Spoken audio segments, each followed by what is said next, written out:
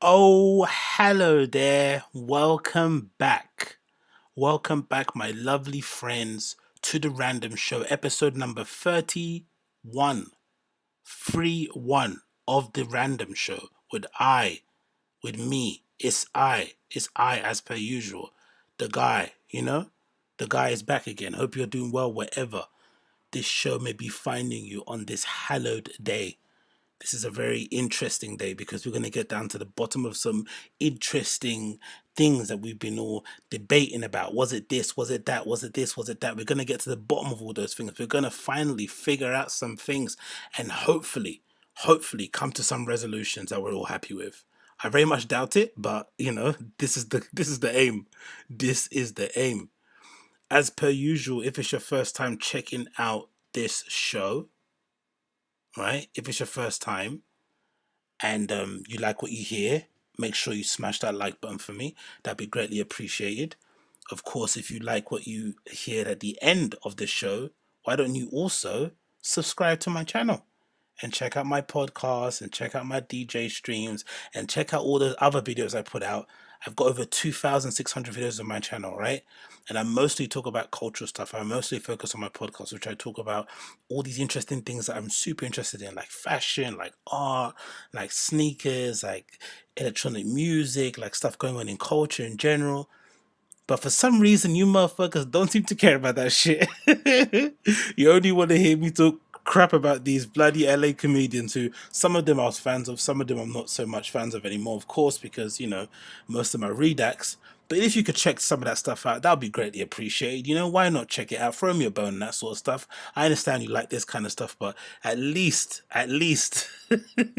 throw me a cursory bone on the other stuff as well. I would absolutely appreciate it. But I get it. Most of you don't care about who the creative director of Balenciaga is. You don't care about the new season co-ed of Gucci. You don't care about the developments at Supreme. You don't care about all that shit. It's minute to you in your life. What you want to know is, did Brendan offer Annie a trug walk, yay or nay? That's what you want to know. That's what you really want to know. Did the trug happen or not? And I get it. It's much more interesting than the stuff that I'm into. I get it. But I'm appreciative of all you people hanging out with me anyway. This is a late one. Sorry I didn't announce it or anything. I didn't put up a schedule. I don't like to do one of those schedules. It's a bit dumb. I always like to jump on YouTube and see people streaming randomly. I'm happy about it. I'm not sure if you actually comment in the chat. Would you prefer if I did it on a specific day all the time, or do you like the fact that I just throw it up randomly? Let me know in the chat and be honest as well, because I don't mind changing. I don't mind doing it on a day that you guys would like to see me or whatever. Then let me know in the chat. I'm curious to hear what you guys say, because for me personally, when I go on YouTube, it's nice to see people I subscribe to just pop up on my main feed. Like, oh, this person's live, that person's live, this is live. And then I'll check it for a bit, listen to it in the background, and then kind of, keep on doing what I'm doing in the day. But let me know what you guys think in the chat. I'm curious to know. Very, very, very curious to know. Eric C is saying it's random. Usually works for me whenever time day here in LA. Okay, Eric C, big up. That's true. I appreciate your feedback. Keep it random, bruv, says Kyle. And in case some of you are wondering what I'm drinking today, I know you're all asking. Green juice. I'm on the green juice today. I'm on the green juice. Can you see that? Look at that lovely green juice. I've hand pressed myself. Hand pressed. Brutal. I had to whisk it in a flipping ninja and then I pressed it through a sieve with my bare hands. These African hands pressed through some green juice. Don't let them say black people don't work hard, because we do. Look at these hands. Calloused and everything from grinding juices, and beating up comedians. No, I'm joking. Okay, random. Everyone's saying random, random. All right, cool.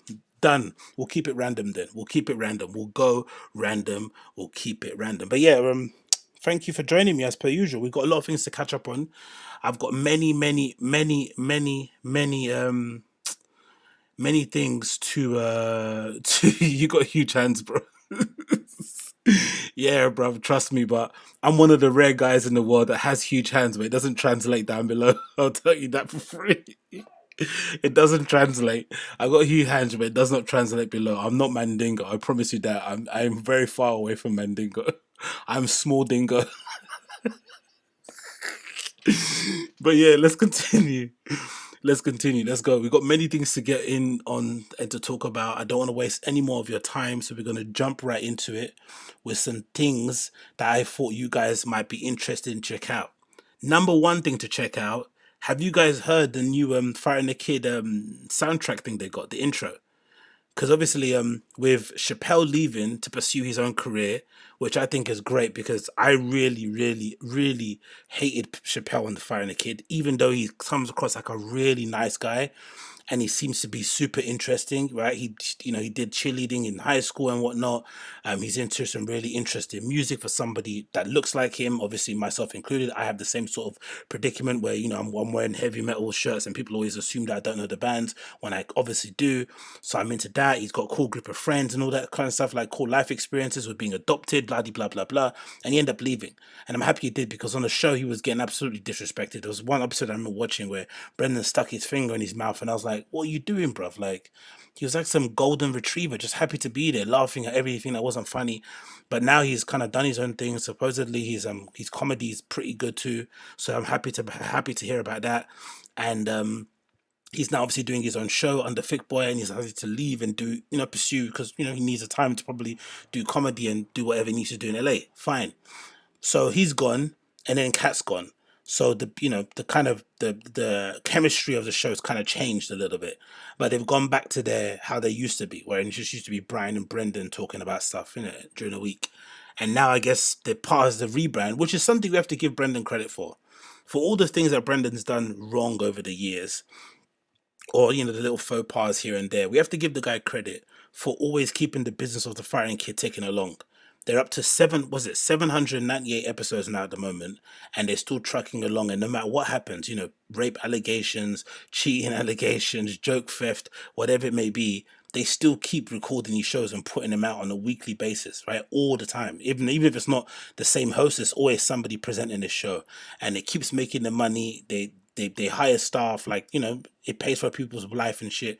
Fair enough for them, all that sort of stuff. So I guess as part of the rebrand, they now got this new intro song, and God Almighty, it's absolutely awful. So I'm gonna play it for you now. I've already kind of shown my hand with my opinion on it, but let me just play the song for you, and then you could tell me what you think. It's the fighter and the kid.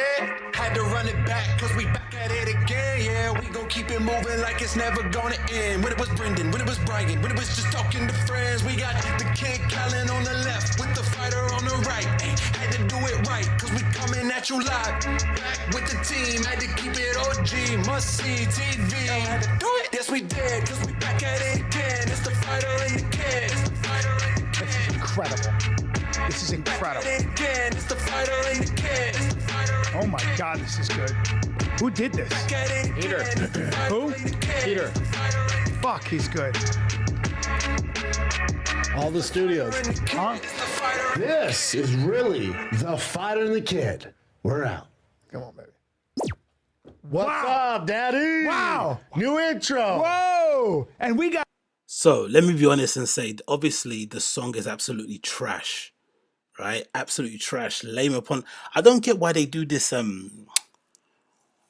Maybe it's an LA thing. Why do they do this whole like faux comedy rap thing? What is this white boy? Is this a thing that I don't know if this is a thing in America? For my American viewers out there, is this like a genre of music that exists out there? This kind of like fratty bro kind of. It kind of reminds. It kind of sounds like if the Nelk Boys started to make rap music. That's what it sounds like. It just sounds silly.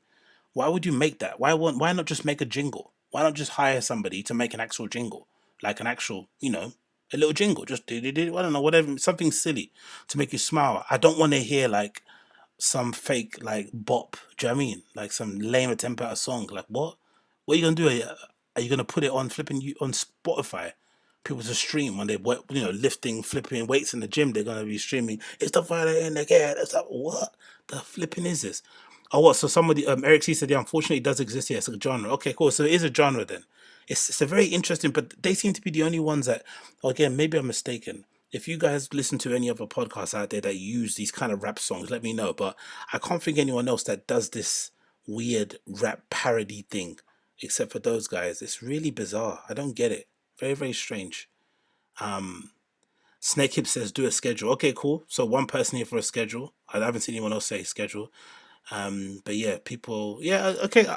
I'll mix it up. I might do one schedule and I might do one random and see what people say. Lil Dicky made millions off of this. Yeah, true. Good point. Lil Dicky is a good example of this kind of frat bro kind of and again I don't mean frat bro in a derogatory way because I'm probably an equivalent of that over here in the UK, but I just don't like what it sounds like. It's like, you know what I mean, because I actually listen to music. I guess most of you do. Why would you listen to this if you could listen to actual people who can actual rap and make music? Oh yeah, true. Mike Stud, good point. Bruce's comedy, good point. I remember that guy. He was actually a good guest on the show. I'm not gonna be honest. Whatever happened to him? Is he still doing music and his show? He seemed pretty chill, to be fair. As douchey as he looked, he came across as a pretty decent dude who was, trying to figure it all out in one way, shape, or form. Did he ever get that Drake collab he was trying to get as well? You remember that? I think that was a big one, part of his marketing campaign and stuff. So yeah. What is Mike Stud up to at the moment? Is he about? Is he alive? But yeah, the Friday Kid jingle, I hate it. It's terrible. He's back out here again wearing the fucking sandals. Oh, this shouldn't annoy me as much as it does, but I absolutely hate it. This is like the equivalent of somebody coming to your house party with no drinks.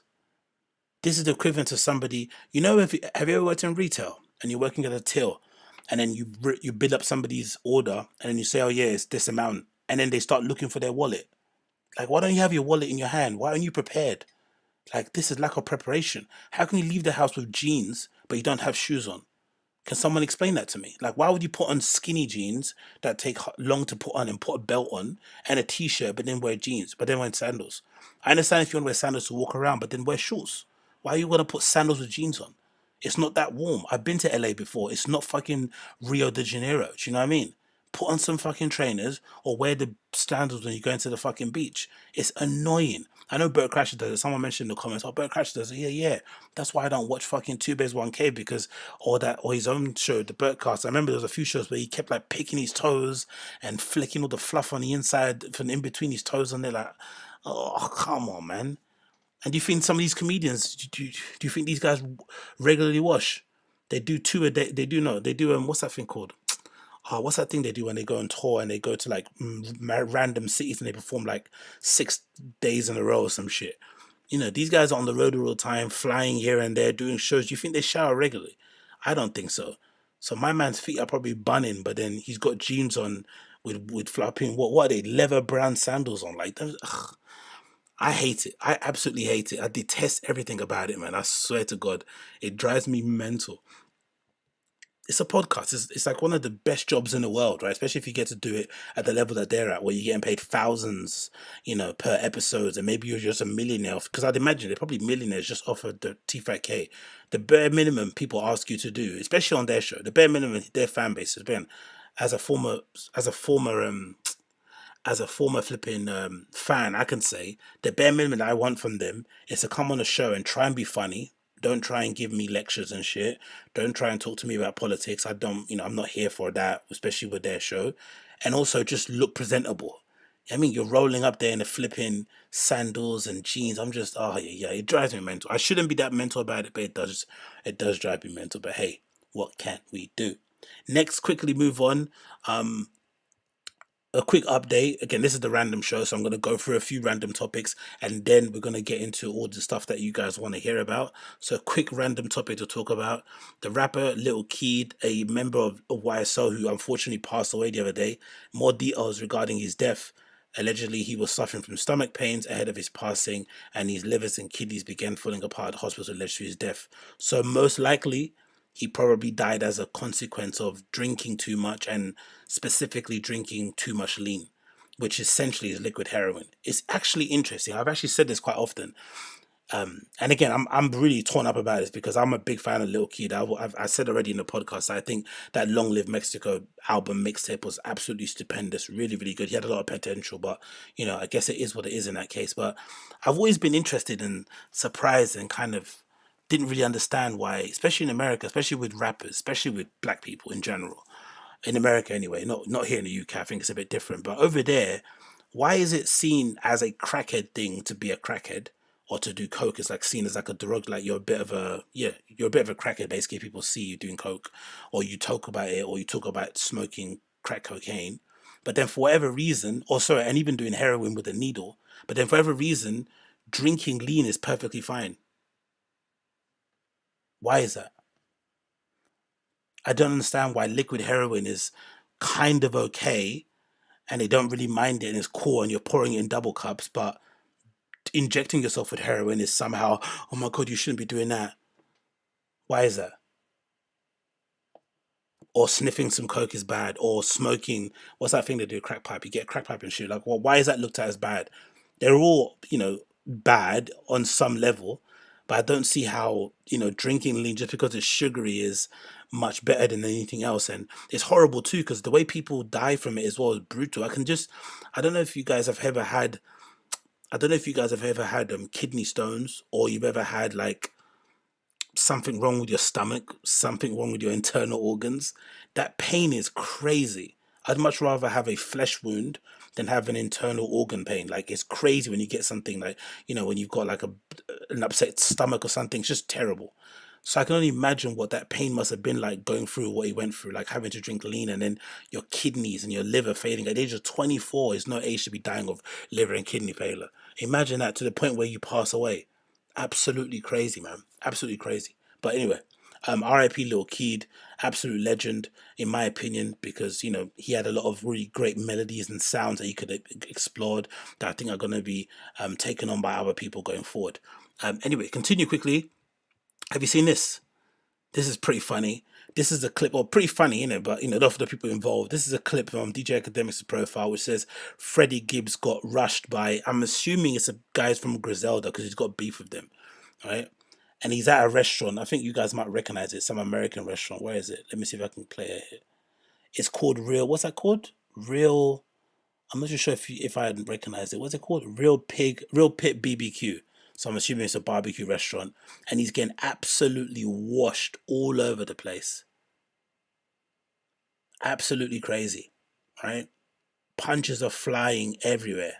Somebody decided to record it from a drone or something as well. It's just pretty hilarious. But he's getting absolutely pummeled, right? I think that's him in a green top getting absolutely pummeled and beat and rushed by 20 goons because of some rap shit. And I have to be honest, maybe I'm in the minority here, but what do you guys think of this hot take from me? I'm actually a little bit, it's actually refreshing to see this. It's refreshing to see somebody just get punched and beaten up for once, instead of getting shot and stabbed. Sometimes it happens. Sometimes you talk shit to the wrong person, they catch you slipping, and you get beaten up. It happens all the time. As Cameron says, people get beat up every day, B. It is what it is. But I hate how nowadays, especially in hip hop, for whatever reason, it's always the lethalest of force to end a dispute. Why can't you just meet up at the parking lot and just throw hands? Or go to the park and throw hands, on some grass so no one gets a concussion or something. What's wrong with that? I miss those days of just throwing hands, because usually, fighting with your hands is a real big separator of actually who can fight. Because anyone can grab a gun, anyone can grab a weapon and stab somebody. Yes, killing somebody is not, I would imagine, the easiest of things, but to grab a weapon and inflict damage on someone isn't that hard to do. But to actually square up with somebody with the actual hands and say, hey, I've got an issue with you, let's go meet in a park and go throw some hands, it takes a lot of courage. And a lot of people will just, pussy out of it straight away without even throwing punches. So to see rappers for once just fighting, and then hopefully now it'll be done. Hopefully there's no retaliation and no one goes and flipping does a drive-by on someone's house and sprays up a building and shit. Let's just leave it there. You know what I mean? You caught me slipping. I said what I said and that was it. I kind of like it. I got to be honest. Are people stabbed more than fights? And yeah. In England here, it's all stabbing. It's all stabbing because obviously you can't have guns. And, knives are basically easily available. You can get them in corner shops if you want. And they've become a real staple of kind of gang culture here in the UK, especially if you want to enforce your territory and stuff. You have to make sure that you have weapons in order to scare away the competition, and it's just standard standard gangland business. But unfortunately, most of the time, especially in the UK, is another good example. These little kids have these little internal beefs about, someone taking someone's girl, maybe someone looked at somebody the wrong way. Just throw some hands, but it always goes to stabbing, especially when the person's losing. You see that often a lot in the UK. I'm sure it's the same way in America. When someone's losing and they feel like they're getting the best of them, especially nowadays with the advent of smartphones, no one wants to be on video getting knocked out. You know, so if they're losing and they feel like they need to rescue their pride, they'll just pull out a weapon and just end it that way, which is absolutely brutal. But hey, what can you do? What can you do? Next, quickly, wanted to talk about this because some people might, I'm not sure if you guys have had the same thing, but on my timeline, there's been a weird conspiracy theory that somehow Queen Elizabeth isn't actually alive, that she's dead, and there's a body double out there doing all her flipping work and stuff. But obviously, Big Marge decided to pop out and remind you, man, that she's alive. It was never given dead. She was never dead. Look at that grin. That's a smile of a woman who's lived 1,000 years. You know what I mean? She's alive. She's out here. So Queen Elizabeth came out the other day to open a new line we have here in the UK, the Elizabeth line, naturally called after her. You know what I mean? She's there, fit and healthy, walking with a cane. So all those rumors about Queen Elizabeth being dead are now buried and gone. But I wonder if people who believe those conspiracy theories actually will believe this. Because I guess if you're a conspiracy theorist and someone shows you, hey, that conspiracy theory you're talking about isn't true, this is Queen Elizabeth right there, will you still say that could be a body double? Is that what you're still going to say? Or would you just be like, okay, cool, fair enough, I got my hands up, you guys all right? Because she's clearly there. That's her. She's clearly there. Like, that is her. I don't know how good body doubles are, but, it'll be hard to body double an old lady that looks like that, I would imagine. And of course, you got the guys there. But yeah, Queen Elizabeth is alive. She's alive and grinning. Are you guys happy to see her? She's there. There she is. Look at her. Beautiful lady. Beautiful lady. Yeah, she was actually hot when she was younger, actually. But hey, what can you do? What can you do? So big up Queen Elizabeth. Hang in there, babes. Hang in there, babes. All right, move on quickly. Duh, duh, duh, duh, duh. Oh, this is the one, isn't it? This is absolutely tragic. I think most of you Americans have probably heard about this, right? Have you guys seen this? This regarding this lady called Vicky White, the prison officer who let out her kind of a boyfriend, basically, right? From prison, and they went on they escaped, they went on a run, and then unfortunately she ended up committing suicide. Absolutely tragic, isn't it? It says here, hundreds gathered to Vicky White's funeral after prison guard shot herself dead during police chase 11 days after she busted murderer lover Casey White from jail. Vicky 56 was laid. Let's actually read the article. Hundreds gathered at Vicky White's funeral after she was shot. White 56 has been laid to rest as friends and family gathered today, hoping for closure, if not comprehension, after a torrid 2 weeks that began when she sprang her convict lover from jail and ended when she put a bullet in her head on Monday. Absolutely nuts, in it. By all accounts, this lady was like a model employee. She was never late. She did a good job. Everyone loved her and shit. People were kind of understanding what she was getting into, and then she just ended up falling in love with a prisoner. And then I guess, fate took its natural course.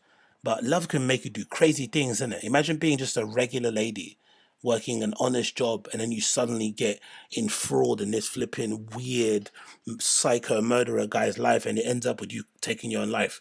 But that guy didn't take his life, the flipping piece of shit. He didn't kill himself, did he? He's still alive. She offed herself because she was ashamed, I'm assuming, or maybe just scared of going to prison. I don't know. Whatever was going through her head, bless her. But that guy's still alive. That absolute wrong'un. Anyway, close to 200 mourners gathered beneath the Swatner and Alabama sun as they were told to set aside the pain and trauma of recent days and focus it on the on the version of Vicky they thought they knew. Real, loved, loyal, and a person who impacted on people's lives. This is what people are saying about her.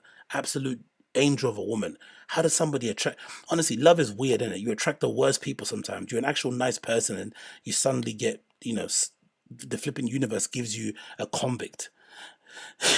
A violent one, a one that's going to make you flipping bust him out of jail, because marrying a convict isn't a big deal. You know what I mean? I believe in redemption, but this guy is clearly a wrong, and he's asking her to jeopardize her whole career so that he can get out in jail to do what?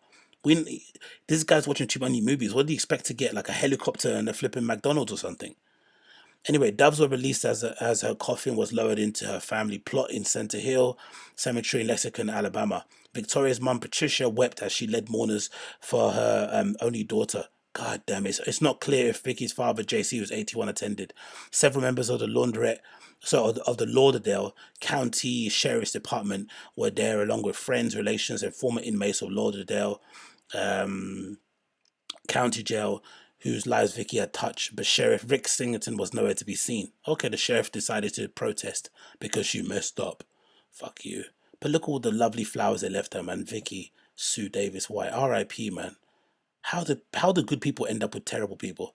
Close family sat on blue leather velvet seats by the graveside, beneath a blue canopy and flanked by numerous large floral arrangements. Hold your memory close, a funeral director John Abercrombie told them, signaling omitting any of reference of the events that led to Vicky or mourners to this day. It's just over 2 weeks since the 17-year veteran of the Lauderdale County Correctional Facility tore her world apart, walking out on her life and storied career that saw her win Employee of the Year 5 times over, all for her serial felon Casey White, 38. Absolute piece of shit, man.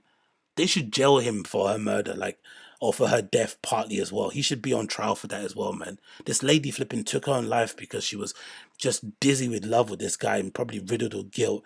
And here he is still there. Oh, God almighty. Speaking to Daily Mail, Vicky's boss, John Butler, director of Lauderdale County Correctional Officer, who attended the facility with his wife, said, "I think everyone is just tired and numb at this point. I chose to focus on Vicky. On the Vicky I know, she was a good friend and a good colleague for 16 years. Absolutely tragic, man. Honestly, one of the worst stories I've read in a long time. Absolutely tragic. You're just minding your business and then suddenly you're in this flipping getaway thing that isn't going to work. Just for love. For what? Just for some dick or something. Like, bless her, man. R.I.P. Vicky, innit? R.I.P. Vicky. Gone but not forgotten.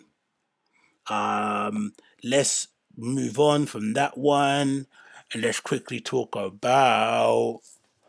Oh, yeah. Actually, what are you guys saying about this? Let's quickly check what you guys are saying. She was a victim not unlike catfish ladies who give their savings. True, says John Edwards. Professor Prime says, no wonder she was late. She was always kidding. Come on, man. Professor Prime, have some flipping sympathy, man. How dare you joke about stuff like this? Jesse G says, who seriously watches Yew Neek? That dude's a weasel. Oh, come on, man. No slander of other streamers on here, man. Let people live. Come on, man. Let's be nice. Let's not extend the hate, Let's be a bastion. Let's be a safe space for love. Let's preach love. What's the person saying here? She's been through hurt peeps. She'd had stories. Bootlicker much. Conspiracy people have selective memory. Who's calling me a boot? I'm not a bootlicker. Am I? Do you think I'm a bootlicker? I don't know. Muted. Let me know when Trug Dick comes on. Oh, muted. Let me know when Trug Click comes on. Fair enough. I got documents. Cool. Looks like everybody here is only here for one thing. Fair enough. Okay, this is the random show. I'm talking about random things, but you guys are here giving me all the business because I'm not talking about Brendan straight away. Please bear with me. Please, it's coming. All right, cool. Couple more. Let's do one more and then we'll jump onto the comedy stuff because you guys are pressuring me. I feel the pressure. So one more. You guys seen all this stuff with Cara Delevingne? What do you guys think about this? What was this? The Billboard Music Awards. Cara Delevingne was acting like a scatty girl that she is.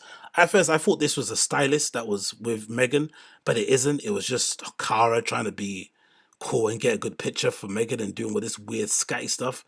She kind of looks like she's got a bit of a coke buzz going on, or maybe she's taking too much ket. I don't really know. Allegedly, again, don't sue me or anything. I'm just making jokes. And then here's some video inside the actual place itself, looking scatty, popping up out of nowhere. Here's her head. Boom. Right? Everyone kind of got a bit scared of that. Let's see that again. Hopefully it replays. Watch this little pop-up from the back she does. It's fucking epic. Watch this. Watch. Doja Cat and Megan Thee Stallion are just having a chat, trying to look cute, get some pictures off, and then look, chatting away. What are you gonna do after the dinner, babes? You gonna go can I come? Oh yeah, fair. But yeah, she's probably tweaking, maybe high on something. But to be fair, I've changed my mind on her. I kind of don't mind the lady.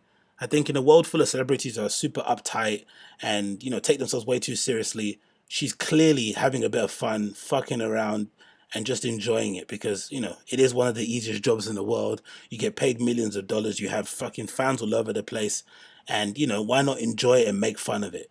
What's the point of pretending you're some flipping, I don't know, philosopher or public intellectual? You're not really, innit? Just enjoy it. It's a silly show. It's a freak show. We like to watch you because you look good on TV and stuff, and keep it moving. Maybe I'm in the minority there. Maybe I'm in the minority there. But yeah, let's move on because I think most of you guys are getting annoyed that I might have clickbaited you. Imagine if I clickbaited you and I just spoke about all this stuff throughout the entire thing, and I didn't mention Kalila, Bobby Lee, all these guys, Brendan once. Imagine what would happen to me, mate. Oh, I couldn't do that. I couldn't do that to you. I couldn't. Let's quickly move on here. What we talk about? Oh yes, let's just go into this. Actually, let's go into this. Have you guys seen this? Because I wanted no. Let's not. Let's just go straight into it. Let's just go straight into it. Fuck it. Let's just go straight into it. Why not? Let's stop mucking about, and then I'll go into the music and interlude later. So, number one thing we're gonna go into we're obviously going to talk about the Trash Tuesdays update. So since the last time we checked in, Brendan Schaub went on the TigerBelly to kind of say his piece, I guess, directly to the guys or to apologize. I don't really sure. Why did I say apologize? To apologize. It obviously didn't come across that well because it ended up being a very contentious interview. Kalila held it down. She grilled Brendan, held him to account, recounted some details that he was obviously trying to skirt. He really didn't say sorry still. He kind of said, my bad, but he never really said sorry, which is weird considering the platform that they're on, considering what's happened and where they're at now in their relationship. You just would have thought, sorry, I really messed up. I know it was only 7 years ago. I know it was 7 years ago and I apologized then, but I just want to apologize now. He didn't really say that phrase. He just said something like my bad. And then, of course, the whole thing about evidence came up about him having 300 pages that proved that Bobby Lee's behind the Farron the Kid subreddit, a concentrated effort to kind of, target him and discredit him and make him look bad on the internet, which is absolutely insane to think one comedian is responsible for that. Forget the whole stuff about Bobby Lee not being computer literate. Just to think one person is responsible for it is absolutely nuts, because what that tells me is that most likely this person, Brendan, doesn't actually think he doesn't believe that there are 60,000 plus people, close to 70 now, who generally don't like what he does just because of the way he presents himself on camera and on social media. He can't believe it. So he has to come up with this Kukumani idea that somehow there's this mastermind behind the scenes plotting to take him down because what? Is he really a big scalp? If you wanted to do all that, you would just do it to someone like a Joe Rogan, innit? That's a scalp to actually take because he's actually a big deal. But Brenda's not that famous to be doing coding in the background, to put together a subreddit and, make all these different soccer accounts. It's just preposterous. Anyway, so since then that happened, at the end of the show, Brendan was meant to give Kalila some evidence and show the evidence to her. We're not sure what happened there. So this is Trash Tuesdays, where we're going to get an update regarding it and whether or not the evidence actually was given to Kalila and what she thought of it, and the general impressions of Esther and Annie concerning Brendan Schaub's weird apology tour that really wasn't an apology tour. So this is the episode here. It's College Girls and BS season finale, episode 65 of Trash Tuesdays with Annie, Esther, and Kalila. If you want to check it and watch it for yourself with no interruptions, feel free to do so. As I'm doing the live stream, I'm going to be pausing and interjecting and saying my piece here and there. If you don't like it, I understand, but please understand it is a live stream. If you're watching this on replay next time around, whenever I end up clipping this up, it's a live stream. Please don't shout at me. Don't get on me on the comments and say you should stop it, stop talking. Mate, I'm playing a video on live stream and I'm gonna comment on it. Please stop attacking me. You're really hurting my feelings, right? No, I didn't do it, Brendan. What Brendan do? Is that nice? That's not nice, right? That's not nice. Anyway, let's jump on in. What's the time step? Yeah, let's talk about this. There we go. Here it is. No, it's this one, right? No, it's this, yeah. 27. So let's go from here, from the timestamps, and let's kind of continue and see what the ladies have to say about everything.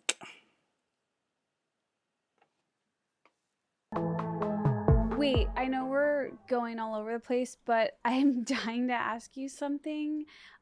You had Schaub on TigerBelly yesterday. Can you please tell me Wow, that's the first time we've heard his name on this podcast ever. He's It ever literally been brought is. up. Wow. But can you tell us what happened? I want to be like super like kind about this whole thing because I think it did take a lot for him to sit in front of us. I got to tell you, probably one of the most boring episodes we've ever done. Only because it's like there was hardly any laughs. It was so tense. It was very uncomfortable. And I wish that I was going in there thinking that he would just like take responsibility for everything. But there was one piece of information that I felt like I still Take responsibility for things. Are you new to Brendan Schaub, Kalila? Are you new? It's like that meme with James Franco with the noose around his neck. First time, huh? She actually thought he was going to come in there and fess up. For me personally, I knew this was always going to go downhill from the moment he got on, what's his show called? The Schaub Show. When he refused to acknowledge it or to even kind of talk about it in a serious way and to really just apologize and kind of nip it in the bud, I knew it was going to go down the drain. I knew it was going to go the only way it was going to go was down. Because if I remember correctly, that Schaub show they did was just before he decided to go on tour and do all those podcasts to promote his special. And I couldn't work out in my brain. I was like, bro, you're releasing a special on YouTube, which is already a bit of an L for you, but still you're trying to kind of rebrand yourself by putting more material of yourself out there because he was very hesitant to do it before because I guess he didn't want to get trolled. So he's trying to put more material of himself out there. Whether or not the special is good or not is whatever, but it's just you want to market the special and do it in the best possible light. Why would you want all of this nonsense to be around you whilst you're promoting your special? Why would you want these questions to come up when you get an interview? It doesn't look how awkward it was when he went on Flagrant 2 with Andrew Schultz and Andrew kind of grilled him about the whole Annie Lederman Trugwalt thing. I knew from then, I was like, this guy didn't just apologize. I would have just, even if you're a narcissist, right? Just apologize just so you can not talk about it again. So you don't have to, so you can just move on. But he's so, I don't know, wrapped up in his own self that he didn't want to do, or maybe he just doesn't believe he did it. I don't know. But yeah, it's hilarious that Clyde thought he was going to admit something. That's hilarious. still have a big like mistrust for him, so we have a long way to go. Really? Even after you had him on? Yeah, and we talked about it on the show. I think like, I don't have any ill feeling towards him anymore, but there's still a lot of mistrust. And only because, he's still not. Sorry to interrupt again, but imagine fucking up the way he did, right? So you do a little faux pas. It's not really a little faux pas. It's a pretty big faux pas. Let's not skirt around it, right? You're friends with somebody. You're friends. They're championing you and kind of bigging you up and saying how amazing you are, even though most people don't like you because of whatever reason they don't like you, valid or not invalid. You know this person's with somebody who happens to be your friend. You jump in their DMs to try and get at them. That's your friend. That's a really scummy thing to do. It's not like one day he borrowed some money. It's not even borrowing money. It's not like he borrowed something and didn't give it back or something. This is like real disrespect. The kind of things where most people would just be like, I'm going to cut you off. But then somehow it gets turned into like, oh, I'm a victim because I'm getting bullied online. It's a very weird place to be. I just don't want to skirt away from that kind of issue. It's very strange that they've created this whole another narrative. But maybe it's an LA thing. You try and make things trivial so that you don't get held accountable, so that you can move on and everything will be okay. I don't really understand it. It's very odd because most people in normal life, again, everything has to be a fight, but most people just wouldn't talk to you again if you did something like that. Like you'd just be excommunicated. But this has turned into like a sympathy tour. Bizarre. Willing to admit that what we said on the show ultimately led to the whole spectacle that became the Reddit accusation. He's saying those are two different occurrences. But I'm like, Schaub, the timing is very strange because it was only a couple days after our live show that the Reddit. Sorry. Esther's face. Different occurrences. But I'm like, oh, you got it away too quickly. But anyway, you saw the timing is very strange because it was only a couple days after our live show that the Reddit accusations came out and the slandering came out. So we're not there yet. I think that we have a long way to go before like we fully like have some type of I don't know, like goodness between us. But I do respect that, you know. Goodness, I said already before on the other podcast, goodness. The only goodness there is that Brendan probably still wants to fuck. I'm telling you this categorically. That guy still wants to fuck. After everything that's gone down, he probably still looks at her like yummy. Like, imagine, man. And this is the thing too to think about. Imagine if this was anyone else who wasn't within the Joe Rogan extended universe. Imagine if it was just some random person who's not pally with those guys had did this. What would have happened? I appreciate that he had the balls to come on the show. Okay, but can you tell me then, like, what did come out of it? Like, what did he own up to? I wish he had the balls to come on this show, because I I think- still, after hearing him talk to everyone except me about it, I realized I did misinterpret it. And I watched did you watch The Fighter and the Kid? Honestly, Annie Liederman's an absolute boss. I love how she's purposely mispronouncing words as a kind of, you know, as a kind of captive to Brendan. It's absolutely hilarious. But she's absolutely keeping the same energy. I'm loving to see it. And you can genuinely tell the disdain that she has for Brendan. It's kind of seeping through her veins. You know what I mean? It's pouring out of her flipping face. The disdain that she has for that guy. She does not like him in the slightest. Which is hilarious too, because I said before in the other podcast, right? I don't understand how this even Truggle thing happened. Because from Annie's reaction, she clearly like was thrown off by it. There was no like suggestion that they were even flirting or there was some kind of, you know, innuendos happening and whatnot and just some banter. No, it was it for her. I don't know, maybe it's just my experience. From my experience, usually when you're trying to, you know, solicit sexual favors from somebody, usually it's somebody that you have some sort of interest in, and it would help if they have some interest in you. So you can have the courage to ask because you're hoping deep down that maybe they're gonna say yes. You don't just go up to strangers, like not sure. You don't just go up to people that you just know as friends, and just say, "Hey, would you like to slobber my knob in my car down there in view of everyone? Would you like to do that?" You don't usually do that. You usually kind of, you know, go to somebody that, you know, maybe is going to be interested back. But the way Annie kind of responded, or the way she recounted the story, was like pure hate. Like, how dare you ask me for a drug walk? Do you know who I am? I don't even think you're funny. You're awful. You know what I mean? It was real, like, get away from me kind of energy. So I wonder what even gave Brendan the thinking in his head that it could even be a possibility. Maybe he was just mesmerized by her in general, but it just seems like she was not responding at all. Like she just, you know what I mean? She wasn't feeling him in the slightest, but he felt that she was. Maybe that was the case. I don't really know, but I just like how she's keeping the same energy. I did not. I don't want Well, to. I didn't realize he was being so bullied that he was afraid for his life, is what he was saying. And I guess when he asked me to walk to the truck, he wasn't wanting to do sexual favors. I'm so embarrassed by that, but he needed like an escort because he was scared that the haters were going to come for him. Yo, I swear, Annie's fucking hilarious. I can't laugh too loud because, you know, it's really late at night here, so whatever. But honestly, Annie's fucking hilarious. One of the most funniest things to come out of that whole entire TigerBelly interview, right, with Brendan, was obviously the define bullying line. That's gonna live way long. That's gonna live long in like the folklore of, you know, LA podcasting community stuff that we do, whatever this whole thing is. That's gonna be something that's gonna be in the Hall of Fame of phrases. The other thing also was him saying that, what's that phrase he said? What did he say exactly? He said I'm scared. And then I think Kalila was like, "What? You're scared?" And then he was like, No, I don't feel good."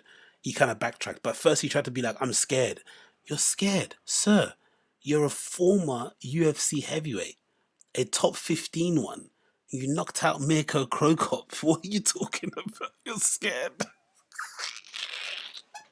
You're scared of Bobby Lee and Kalila.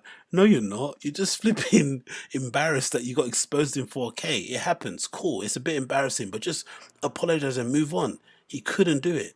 So he had to kind of spring up this routine about being a victim. I just want to know who told him to do that, because I'm for sure there was a plan. I don't understand what that plan was with his team. That they sat down and thought, okay, cool. To combat this, let's go with the victim thing. Like, such a weird decision to make. I don't really understand why you would decide to go for the flipping the victim thing. If in my head, the only two options I think exist for Brendan in that situation would be either you double down and you just lean into, so what? You know what I mean? I wanted your girl, I've slid in the DMs, it is what it is. What are you gonna do about it? I'll knock you out. And then lead them, and you're ugly anyway. Fuck you. You know what I mean, you just flipping double down and lean into the douchebag thing, right? You're ugly anyway. I didn't want you, right? Or number two, you just apologize profusely. Like, profusely apologize. Like, that was wrong of me. I was drunk. You start blaming your family trauma. You know what I mean? You start really apologizing and digging deep into the sympathy well. But you don't go for victim. Victim. You're 6'3". What is he? 6'3", 6'5", 250 pounds. You're afraid of flipping what's his face? Bobby Lee and Kalila. Come on, my G. Come on. Anyway, we got super chat here. Big up super chat from Dennis Michaels, who says, compared to Rogan and other boys, Eddie Bravo assumes that the most reasonable and least offensive. I'll take flat earth over rape and bullying any day. Mate, honestly, Dennis Michaels, you are 100% right. And I'm actually got to say this out loud because I don't think I've said it before here. I truly, truly miss Eddie Bravo. There were moments when on the Fight Companion where I'd get really angry and I'd scream at the flipping at my phone when Eddie Bravo would go on one of his flipping conspiracy theory rants. But I would pay hard money to see flipping Eddie Bravo back on Joe Rogan, just ranting and raving about conspiracies again, so we don't have to hear about COVID, we don't have to hear about some weird right-wing thing that Rogan's obsessed with, just to hear about fun, nonsense conspiracy theories and flipping, balls deep jiu-jitsu talk. I would love to hear that now. Eddie Bravo is really missed, man. He really is missed. But I understand him too, because according to Joey Diaz, he ducked out from the scene when all that stuff with Chris Lee and Bryan Callen was happening. Oh no, he ducked out when first it was Joey Diaz that kind of got cancelled. Do you remember when someone leaked that clip of, or somebody clipped up Joey Diaz saying crazy stuff in the beginning of JRE, and then I think that's what happened, and then Chris followed, and of course Bryan. And so according to Joey Diaz, Eddie Bravo ducked out of the scene because he didn't want to be the next person, and obviously he's like a real human. He's got actual responsibility. He's not like an entertainer. I mean, he has actually got flipping a business with that Templar New Jiu-Jitsu. He's got a family to look after, and he couldn't risk getting cancelled and not having the ability to put food on the table for his family and shit. So he decided to just, back on into the bushes. But I've seen him here and there pop up, but he's not been on the main circuit with Joe Rogan and that. Or maybe Joe Rogan just trying to distance himself from him anyway. I don't really know. But big up Dennis Michaels, man. Flat earth over rape. Yeah, I agree. And I actually made a petition to not be mean on the internet anymore. That says petition to no be mean. To no be mean. You spelled not wrong. I think we should no be mean on the internet. I have stickers. Hold on. No be mean. You spelled not wrong. I think we should no be mean on the internet. I have stickers. There's different colors you can use. No more mean on the internet, especially to these good guys, because they are just trying to fight for freedom of speech. And so if you say mean things about them, I'm going to make sure this gets to Elon Musk, and we're going to stop this right. Oh my God, she is doing it brilliantly. I love how Kalila's like, oh no, because Kalila's tried to move on. She's obviously a mature lady. Like, look, he embarrassed himself. It is what it is. The reception's been horrible to it. She doesn't want to pile on, but Annie is coming with the smoke. Right now. Elon! So if anybody wants to sign it, I've got different colored crayons and stickers you can choose from your favorite colors. So sorry, but I have to. How she's been pronouncing everything is hilarious. Her favorite coals. That speech impediment thing is hilarious, man. I played already a video from you already on this show of Brendan from yesteryears in the UFC and stuff, and then I think a little bit after when he just finished the UFC and he was obviously doing the podcasting thing. His voice or his speech impediment hasn't always been that bad. I personally just think he's lazy. The same way he doesn't necessarily I don't think sits down and slaves over his jokes and thinks of premises and bits that are funny and interesting, or he watches old comedy specials. I think that kind of person who lacks research, who forget all that comedy stuff, the person who doesn't flipping, analyze fight cards and actually watch tape on fighters before he does his short show stuff and just reads off of Wikipedia, I think that person is just lazy. So it wouldn't surprise me if he just purposely can't be bothered to pronounce words. Like they just, he just can't bother to move his mouth or his tongue in a way to pronounce the words properly. You just fuck it. I'm just gonna say how it is. I'm rich. It doesn't matter. I'll say how I want. That's what I think it is. I don't think it's a speech impediment personally. I don't think it is. I don't believe it. To ask, so I'm just curious. So they're scared? Yes, it was because they were bullied that they were able to bully others. Oh, Because they were being bullied. I'll I do that. misinterpreted it, and I am. Do I put licks Listen, on I there? know it's going to take a while, but I hope you do forgive me, and I hope we can move on. I have Licks. nothing. The irony of Annie apologizing to Brendan first is hilarious, isn't it? He won't even admit that it actually happened. Which again, can I be honest and can I be fair to him and say I get why he's not admitting it? I have a feeling, personally, that this whole Annie Lederman story is probably way worse for him relationship-wise than what happened with Kalila. Don't want to get too much in their personal stuff, but from what I know, from what I can see, I don't know. Do you know what I mean? I think so. I think it's more serious than that. Really do. I think maybe his wife told him, hey, if that story is true, you're done. Do you know what I mean? I think that's happening. So I think maybe it's in his best interest to deny it until the cows come home. Deny, because effectively if he admits or it comes out that it's true, it could potentially end this guy's marriage. You know what I mean? No one wants to see that. I don't want to see that. I'm sure some of you guys even here who don't like him don't want to see that either. That's not, that's not cool. That's not cute. So it's understandable why he's denying it the way he is. But I think if he carries on, she's just going to keep carrying on too, I think, because she just doesn't like the guy. Nothing for love but you, and yes. So I misinterpreted. It's very embarrassing. For me. This is what I'll say. Is that not the color you want? No, There's I many want a colors different to choose color. from. I just want to. I did ask him. I said, Brendan, I was like, you got to come on our show. Like, I think you've got to talk to Annie. And this is what he said. He's like, Kalila, just please not this week. I didn't know they were victims of this mean bullying online, and it was affecting them so much. And I'm so sorry to contribute to that. And that's why this petition will be sent to Elon Musk. I am so sorry that this happened to them. That they were so scared that they had to commit a federal I know crime. comedy's hard. Did you just sign with a heart? Yeah, I'm just sending love. Pete, to did the you want to sign the criminals? petition? I think we should pass this on to the crew. This is hilarious. No man. more Absolutely bullying hilarious. behind the scenes, you guys. Do you hear me? Kalila, no more bullying behind the scenes. No more calling and threatening. It's just, I will continue to tell stories I want. I have no interest in me tooing anyone. Nobody did anything wrong. I don't care if anyone hits on me. I really don't even care if anyone hits on me. That wasn't the point. I was making a point anonymously. If I wanted the clicks for it and the drama, I would have said the person's name. I still am not saying their name because this was not my intention at all. But I am allowed to tell a story that's interesting to me and I think is like relatable and to any woman in a workplace. Yes. Well, and I just want to interject there and quickly say, I said already categorically that I don't understand this narrative that some people have been trying to paint. Some of the Brendan Schaub fans and some of the people who don't like Kalila and think she's some sort of gold digging whore or something, right? The narrative they've been trying to spin is that number one, Kalila shouldn't have mentioned what she mentioned about Brendan sliding into her DMs because it was 7 years ago. And number two, Annie shouldn't have mentioned it if she's not going to put a name on it. Just insinuating if it made more damage and stuff. And why are you doing that? He's a married man. You're just going to cause trouble at home.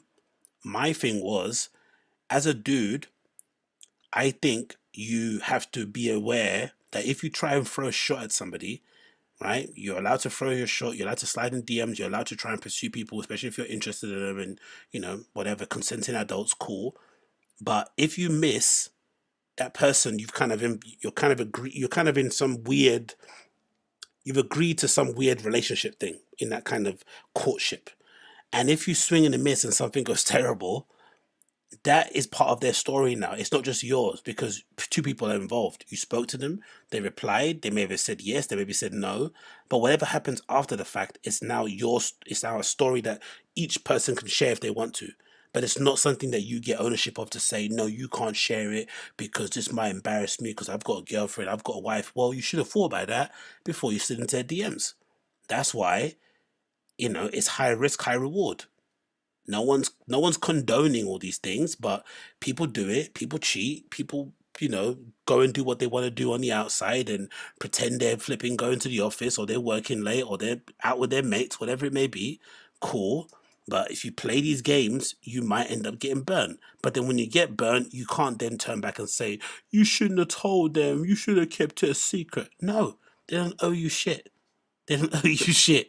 It's their story as much as it is yours. Exactly, especially for podcasters too.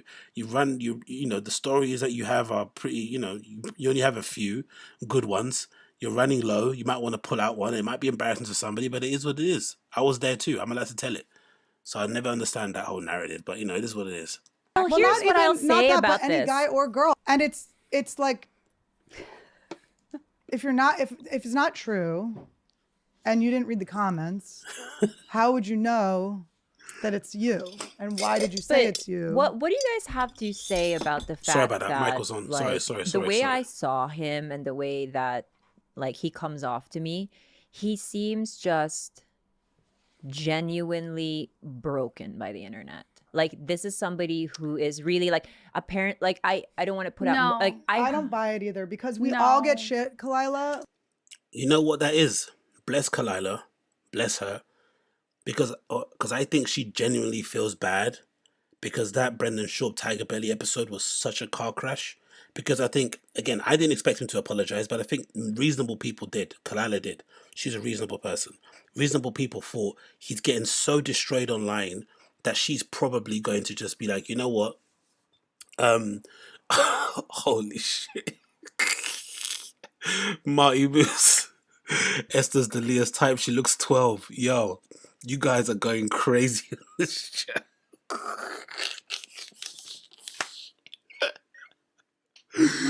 Oh. In case Susan's watching from YouTube, I do not condone everything that's going on in the chat. These people are their own people. They're free to do and say what they want. I'm talking on the stream. Don't punish me for their words. Oh, holy shit. Anyway, let's continue. Let me gather myself. What was I saying?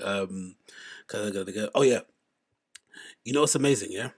I was gonna say, so I was saying, bless Kalila for having sympathy for Brendan. I get it. She was in front of him. She saw how sad he looked, how broken he was. And I think in general, his gaslighting and manipulation in person probably worked on her to the point where she feels sorry for him now, because she thinks, he's obviously a redact. He obviously doesn't get it. He's obviously a little bit emotionally stunted, maybe a little bit immature, and she just feels bad for him. She just wants it to end. But obviously these girls weren't in the room with him, so they don't have any qualms and just saying, no, it's bullshit. He's trying to spin a narrative. He's trying to play victim. Do you know what I mean? That's what they're all saying. And I definitely agree with that. 100% agree with that. So let's go. Literally, I read the comments you from guys, our last he gets episode. bomb threats at his shows. Bomb threat? Do you think they're gonna bomb? I have lists of men that aren't allowed at my show because they threaten to kill me all the time. Do you understand? People this is what who goes with the show. People who think that we got one over on everybody because we told this story. We're now being harassed. Everything I post online, I'm harassed about these walk me to my truck. And why they wouldn't want to fuck you. By the way, I know that. By the way, if those people that we're talking about watch this show, nothing I say will be heard because I'm ugly to them. Oh my God. Here's what I. Is that a common thing? I don't watch this show. I don't know these girls too well. But is that a common thing that everyone says Esther's ugly? Is that a thing? You guys say she's ugly? Men on the internet are flipping hilarious, isn't it? You say Esther's ugly, but the guys that say Esther's ugly are the same ones. If you saw their exes, none of them would be better looking than her anyway. So it's and also, would you have a chance at her anyway, even if she wasn't ugly? Probably not. It's very, very, very interesting that people say these kind of things. But hey, but also, you know what? Give them credit. For a woman to get on a podcast and be subject herself to that kind of abuse and not cry and crumble, and these people aren't suing anyone, right? They're not. I wouldn't. Are they blocking people aggressively?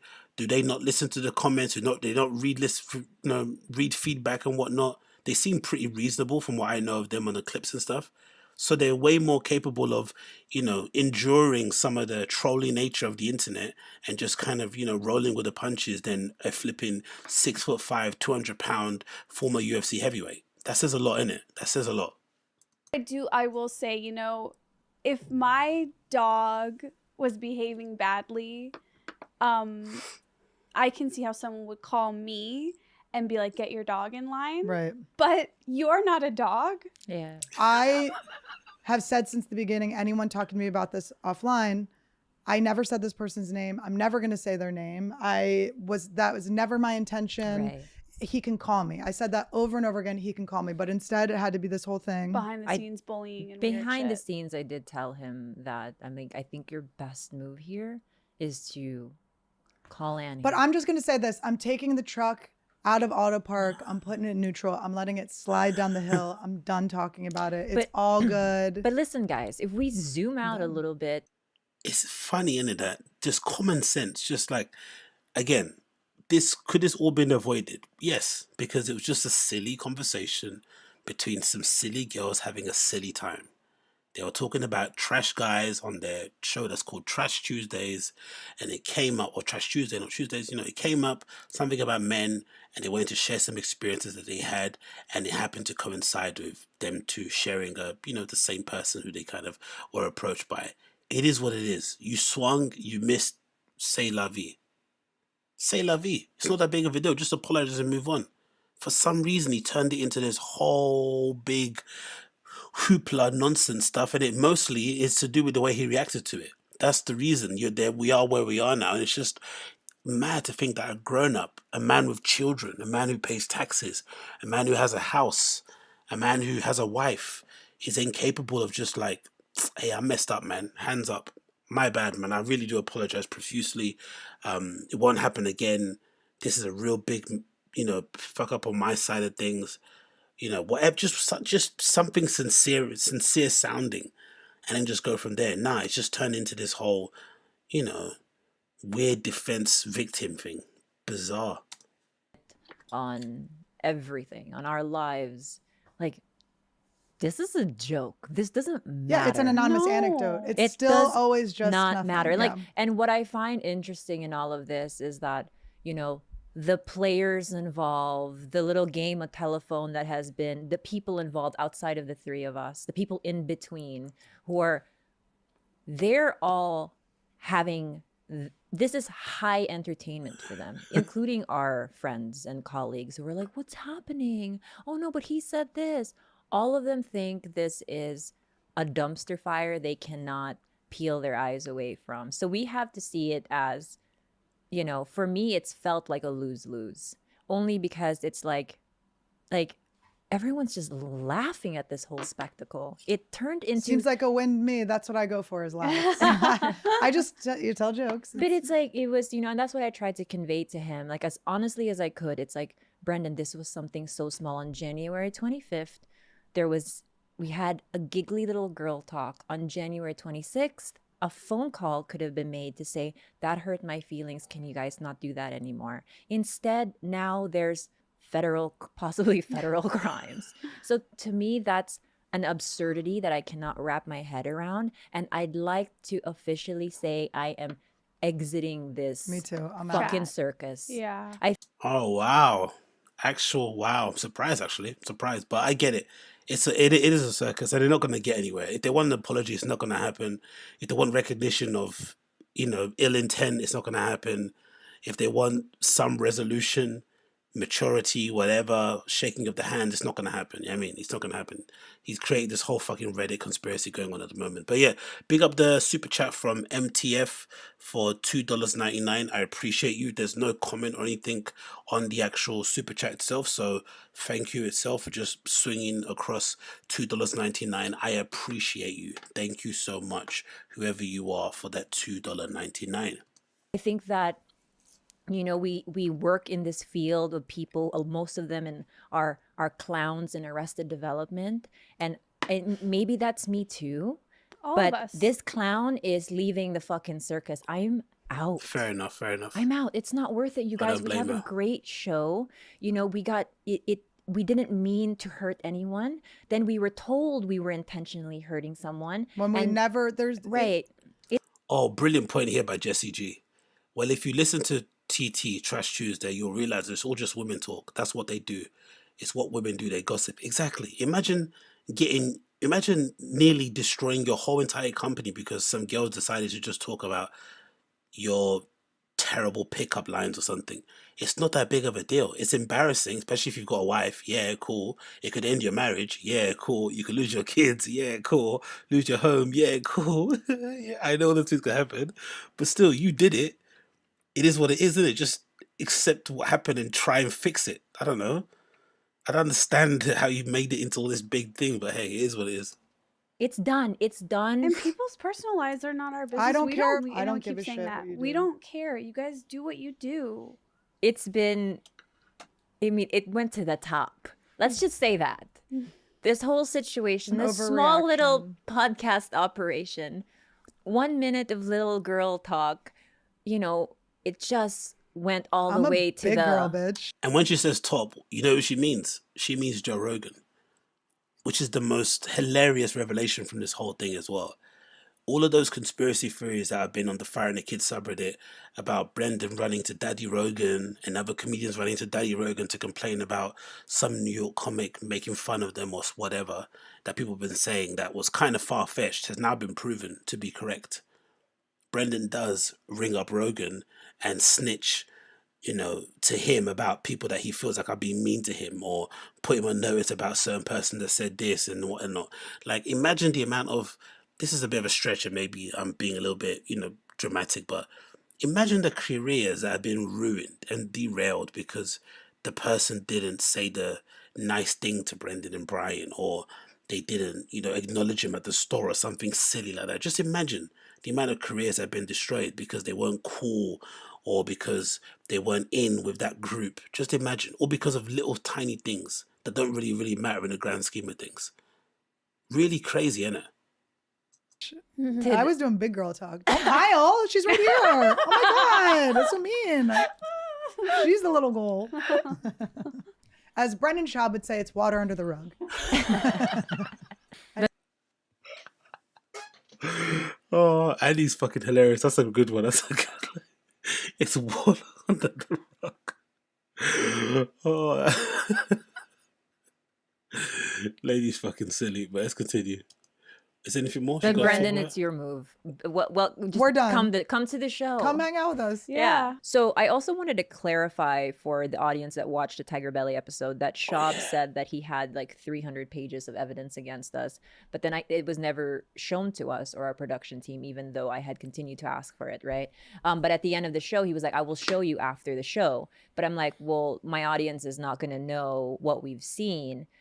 So I'm putting this information on Trash Tuesday instead. What we saw was a very zoomed in photo of HTML codes, numbers, no context on a paper.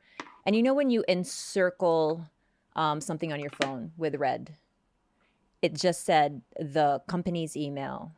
And then he showed me another page, all HTML code, no context, completely zoomed in. And it said Robert Lee, which is not even Bobby's like government name. And that Isn't was that the a president? No. No, I can't believe this, man. I really can't believe this. This can't be true. This can't be true. No way did Brendan Schaub, all this evidence he's been talking about, this 300 pages, the whole reason why he's now pursuing legal charges and suing YouTubers and, you know, threatening to take down subreddits, allegedly, all this stuff is because someone did this. Is that what you're telling me? Someone did this. The equivalent of this. They did that. Right click. They did inspect. Right? It's going to come up now. Is it coming up? Come on. That is the evidence that he was given. He gave to Flippin' Midget, to what's her name? To Kalila. That's the evidence. This stuff is coming up now in a minute. Hopefully it loads. Come on. My computer's been slow. Are you gonna load? Yeah, this is the evidence that he gave. This stuff is evidence. Are you having a laugh? That is evidence. Are you kidding me? All of this is because... And somehow in the process he found an email in there that said Robert Lee. No way. I can't believe this. I can't believe this. This can't be true. No way this is true. No way. No way this is true. Or did he do this? Or is this the evidence? This is the other way. That could be evidence. If it's HTML, right? And it was zoomed in. Maybe he did this. Let's go on a new tab so it doesn't break my computer. Maybe he did this. Maybe he did that. He did right click. Right? And he did view page source. You're telling me this is the evidence. This stuff is the fucking evidence. Is that what we're telling each other? All of this for that? Holy flipping smokes. Do we think this is a possibility? Hear this out. Hear this one out. This just came to me now. Do you remember the story about Brendan trying to get some cats? He was trying to get some cats. I guess maybe his family wanted some cats and he's allergic to them. And he tried to get some, I forgot what the name is for cats that don't make you sneeze. But whatever the term is, he wanted to get some from a breeder. Now, there's conflicting stories out there that you can't actually get these cats, that they don't actually exist. I'm not sure if that's true or if, whatever happens. But, there is some conjecture out there in the cat community of how easy it is to get cats that don't make you have some sort of allergic reaction. He then gets swindled by a breeder who says they've got the cats, but they don't have them. But then in order to get the cats bred, he had to pay up front a certain amount, 2,000, 5,000. I don't know how much it was. It was 1,000 amount, right? Something in the thousands. And of course, the person never had the cats and ran away with the money. And it's a classic sort of like game people play all the time with cats because I guess there's not a lot of information out there about it and people just get swindled. Do we think, this is my theory now, is it possible that Brendan Schaub somehow got swindled by somebody pretending to be a cybersecurity expert? Somebody that's kind of, professed to be an expert in trolls and hate groups and hate and all that sort of stuff that that makes him visibly angry. Maybe he got swindled by somebody who said that they can get to the bottom of it. And all they did was go on bloody Reddit, right? And right click, flipping view inspect element. Imagine if that happened. So maybe he's not lying. Maybe he actually believes that what he saw was real because he doesn't understand computers too well. And again, look at hear the lunacy of it. Hold on, what's someone saying in the chat to me? Marty saying the same thing happened to Mike Pillow guy with his fake digital vote evidence. I don't know about that. Oh yeah, true. My Pillow guy. Great point, Marty. Great bloody point. Because again, just before I lose my train of thought, don't you think it's hilarious how somebody, again, this is only my theory, I don't know if it's true, because I generally think he generally believes what evidence he's got. Wouldn't it be hilarious? One person accusing another person of being the mastermind behind an entire subreddit community, but then that same person is also somebody who gets duped into believing that a whole 300-page worth of flipping HTML code is somehow evidence that someone is behind the flipping hate group that he's hating, or the hate group that also is attacking him. How does that make any sense? You don't even understand HTML, and you're accusing somebody of starting an entire subreddit and setting up stock accounts to target, to harass you for a prolonged period of time. Come on. That could be possibly. I can't believe that's what he gave her. Zoomed in documents. No. Come on, Brendan. Robert Ely. It was Robert Ely. General. Oh my God, General Ely. Yeah. That's so. I can't believe you had government officials coming after him on Reddit. So I know that so fucked up. I was supposed to update we were supposed to update the audience on TigerBelly, but we forgot. But those are two things that I. You know why she forgot, by the way? Because it was bullshit.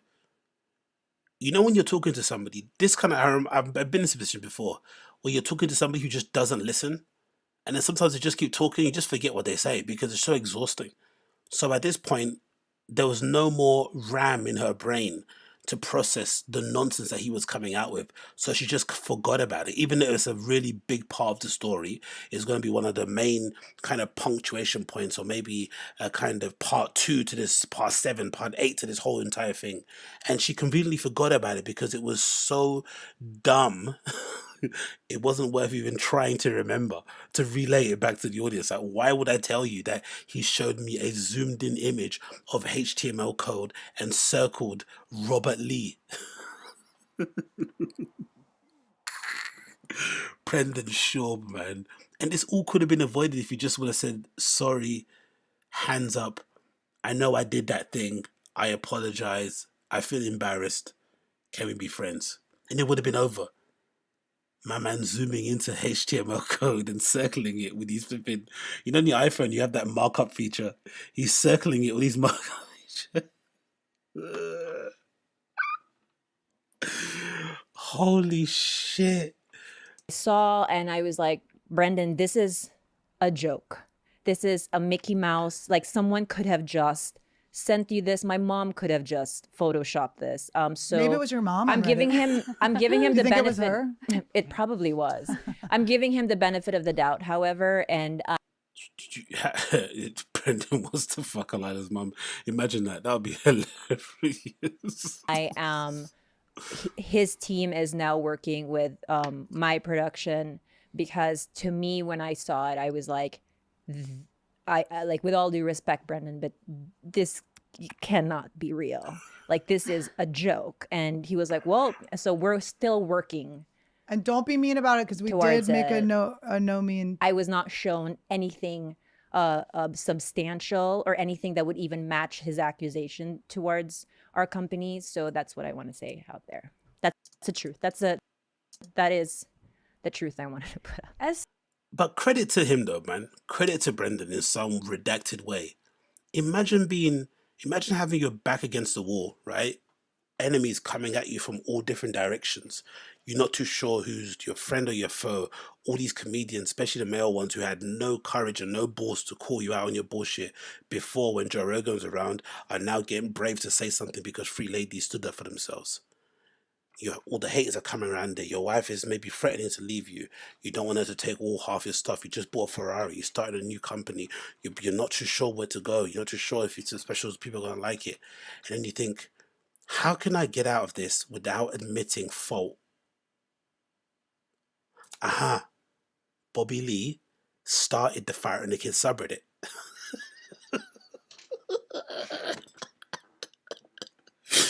That's how you get out of it, mate. Your back's against the wall. You've got no one to help you. Rogan's in Austin. Bryan Callen's still dealing with the aftermath of several rape charges or allegations or whatever accusations. Chris D'Elia is, suppressing his desire to go and, to go and flipping gate crash a flipping, student graduation party or something. Theo Vaughn doesn't want to be anywhere near you. You're on your own. You have to figure this out. You're on your own. You have expensive taste. You like expensive things. You need to make sure that you don't get cancelled, because if you do, you're not too sure how you're going to come back. And you're like, you know what? No. We're not losing this. We're not losing this. We're not losing. I know what I'm going to do. I'm going to accuse the whole TigerBelly staff of a coordinated attack against my life and against my career. And I'm also going to suggest and throw in there this whole little nugget he threw in there with Yew Neeks. Like, here you go. Here's a little nugget in there. Oh, yeah, I saw this guy on YouTube abusing somebody on camera, clickbait stuff and suing him, copyright. Like, absolute genius, the distraction, innit? What an impressive distraction. Most sensible people just admit it and just put their hands up and say, I'm sorry. He said, nah, I'm not losing. I'm not going out like that. I refuse.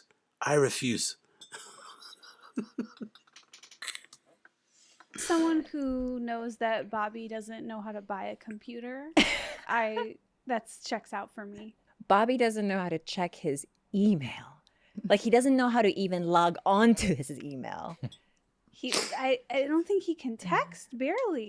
Like, Barely. He better not be able to. You owe me a few. Okay, let's jump. Okay, so that was it. Big up the ladies. That was very entertaining. What's the conclusion we got from this? Nothing really, innit? The evidence was the main thing. We didn't get it. Instead, we got HTML source code. The admission of guilt was also not there because he didn't really apologize. Honestly, listen back to that TigerBelly show with Brendan. Just listen to it and hear if he actually apologizes. Not for what happened, but for what set off the entire thing, which is obviously creepy to the DM. Sorry about that, right? So obviously that didn't happen. Nothing happened really. If anything, it probably made things worse because now I'd imagine the TigerBelly crew guys don't know if people in the scene actually like them. The whole reporting it back to Rogan was probably a big thing that really, worried them and worried Bobby with his career, blah, blah, blah, blah. All those things really affected it. But in the end, no one really won. Everyone lost in this case. We lost brain cells. They probably lost a lot of time. It is what it is. What are you guys saying in the chat? What are you guys saying in the chat? What are you guys laughing about here? Absolute genius. CT is a hell of a disease is what I took from this. True. Bobby is Asian. He knows computers. What are we doing here? Yeah, but Bobby's very specific. He knows he knows computer consoles or video game consoles. I don't think he knows how to set up, a Reddit, set up stock accounts, all that sort of stuff. I doubt it very much. I mean, I doubt it. And even if it was, what a weird person to aim your ire at. Of all the people in the comedy community that you would have think that would have set up a flipping subreddit, because it's not without reason that someone could do it. But of all the people, Bobby Lee, really? Anyway, let's move on. Next, we have this clip of Brendan on his show, the Schaub show, where he, for the first time, basically admits that he's suing Yew Neek in public. Because he hasn't said it, he hasn't spoken about it, even though many YouTubers have gone after him and spoken about it and said how he's abusing copyright by silencing small creators, and obviously being somebody as part of the LA comedy scene and attached to Rogan, you'd imagine he'd be anti-cancel culture, but obviously when people come after him, suddenly cancel culture is very convenient. So now he's suing Yew Neek for basically getting on his nerves, because Yew Neek has very clickbaity titles for his videos. He obviously makes, I wouldn't even say that. No, I don't think he has clickbait titles of videos. It's basically what the video, how he describes it, is how it basically plays out. He might have clickbait, in terms of getting your attention, but it's not like he's completely misdirecting you. Like he says, oh, this thing's happening, and you watch it and it didn't happen. No, it actually happens. You know what I mean? So he didn't like what he saw on Yew Neek's channel, and now he's suing him. And for the first time, he actually speaks about it. And this is on his show, the Schaub show. So let's quickly play the clip here where he speaks about it, and then we can comment on the other side. Sure seems odd. Yeah, that's the thing with defamation of character, stuff like that. That's even like the narrative on me, which I don't talk about with, I have a lawsuit against this YouTuber who's a small time YouTuber. If you don't know the background, you're like, oh, it's this guy who's big in the space suing this smaller guy. No, I don't give a fuck. If you want to criticize my fight picks or my stand-up, my podcast, that's what I'm a public figure. I signed up for that. That stuff does not bother me. Wrong. He's lying. He doesn't like when people criticize his fight picks. He pretends like he didn't. Remember that thing he used to do where he kept pretending like he picked the winner and says, yeah, I did. I texted him at this time. All this weird shit. I don't understand why he'd lie about stuff like that anyway. He doesn't even listen to criticism anyway because he doesn't read the comments. So it doesn't really. So all this criticism thing he's talking about that he's okay with isn't true either, because you don't read the comments. You don't listen to feedback. Feedback that isn't praise to him is hating. So this is completely incorrect. But when you start slandering my name, stealing content, and creating this false narrative. Stealing content. That's within copyright, mate. It's a transformative work. This is him completely abusing. And again, I'm very interested. I wonder, for all the people in the chat who are experts in law way more than I am, and maybe understand copyright, it's interesting that he keeps going on about stealing content and copyright, yet he's kind of talking about defamation of character. But from what I understand, he hasn't actually sued Yew Neek for defamation of character.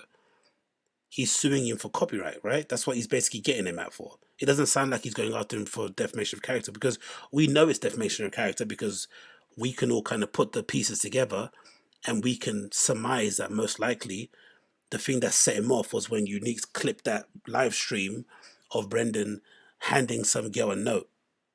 And then I think he titled it like, oh, Brendan Schaub hands a girl a note and she's to his wife or something like that, right? So obviously that set him off. But if that's defamation and that's not true what happened, sue him for defamation. But I guess he can't, because if he tries to and they get that girl to give evidence, she's going to say, yeah, he was sending me pictures of his schlong. Do you know what I mean? And you don't want that getting out there either. So maybe that's the case. I don't really understand it, but it's a very weird thing. He's talking about defamation, but then you're suing for copyright. Very strange. Narrative of cheating on my wife and doing all this crazy shit and the defamatory stuff and using content and the clickbait stuff like that for years. Well, then we're not playing the same game, man. Then I have to do something. I don't understand this. I don't get this. You're friends with Joe Rogan. You mention his name a million times. You flipping crowbar his name into every conversation. Joe Rogan's probably got the most amount of hate from all those guys ever, right? Because he's probably been around longest. He does the most shows. He speaks about more controversial subjects. He actually goes down a limb and has a point and stands for something, even if you don't agree with it. He has a position on certain things that can ruffle a few feathers here and there. There was obviously an attack that was kind of aimed at him earlier on in the pandemic, where people tried to get him out of here, and he kind of dodged and weaved it. But if anyone really should be suing anyone, it's Joe Rogan. There's many people out there who put out misinformation about him, or try to paint him out to be one way, or maybe mischaracterize something that he said, or whatever it may be. He doesn't do it. So I wonder why somebody who models himself after Joe Rogan and is so happy to call him his friend and say he's on the board of his company, all this sort of stuff, is doing something that Joe Rogan would never do. And he gets way more hate than Brendan does, but he just can't handle it. I wonder why. If you made an entire career off defamation, I have to do something. Several times I've had my team reach out and go, we don't want to pursue this, dude. Just stop. And he wouldn't. So what would you do? So this narrative that, oh, this bigger YouTuber is suing this other YouTuber for no reason to silence him. I thought you didn't get down with cancel culture. I don't in any facet. This is different. You got to know your facts. You got to know your details. So this goes, the only reason I bring that up, because with Tony Ferguson, when you say this, DC, a guy who's a public figure and is associated with brands like myself. Yeah. And when you say cocaine use or drug use or this other stuff, it's going to affect his bottom dollar. And that's when this has to be addressed. If you want to say, oh, he has the shittiest fight picks, or he's bad at English, or, I didn't like his stand-up, I think Louis C.K. is better. No shit. That's fine. That's all good. That's fine. But then when you start going down that dark road, man, you start going down, these clickbaity things that are defamation of character for years, hundreds of videos. For years, well, now you got my attention. I don't understand this. So he's saying for years, effectively, Yew Neek has been trying to paint him out to be a cheater, which he's not. Because I don't think... What else has Yew Neek said about Brendan that's out there? What else could he say? He mispronounces words. He might lie about a story.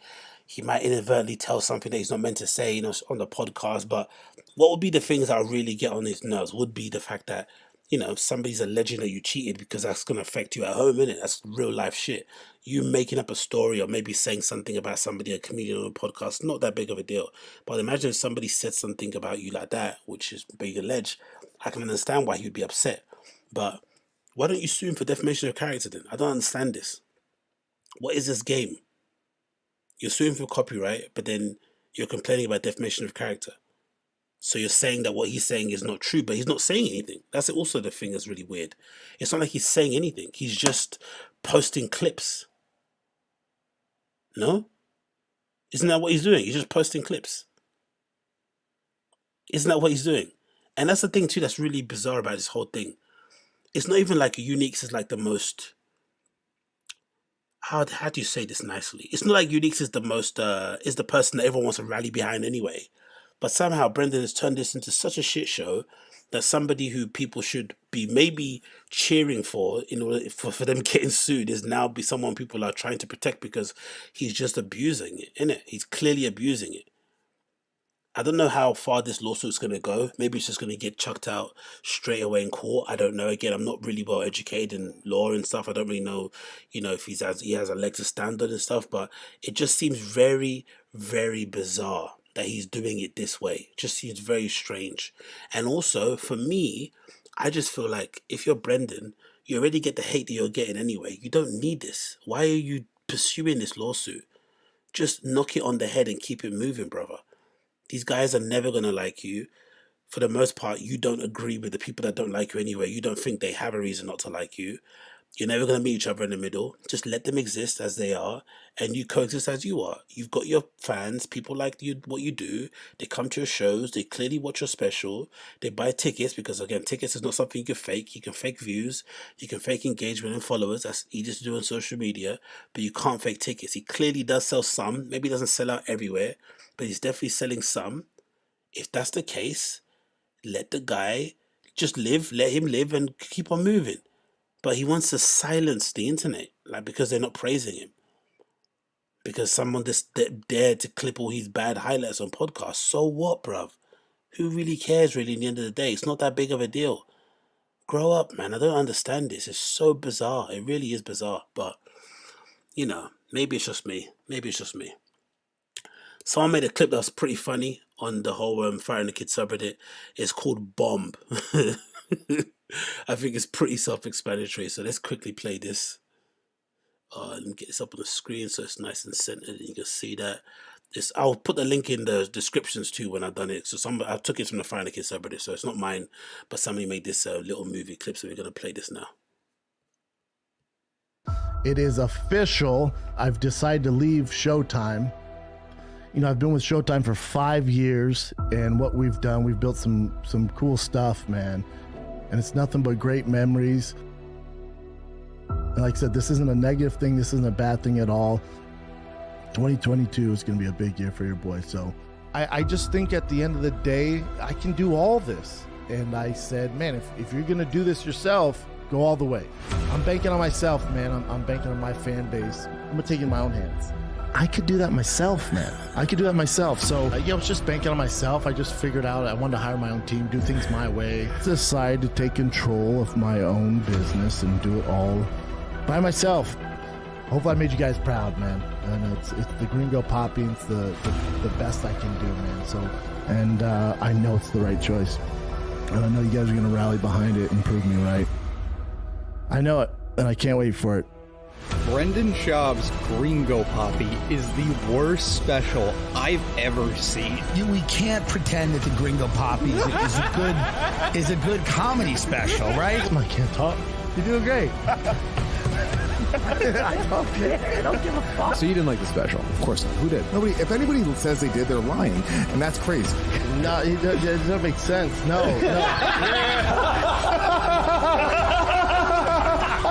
Classic. How well do you think you do? I think people would be surprised. Really? You think so? Mm-hmm. I think you'd be surprised. I think you have one foot out the door. What are we doing? It's coming. The end is coming. And it is all over! Now I am become Blockbuster.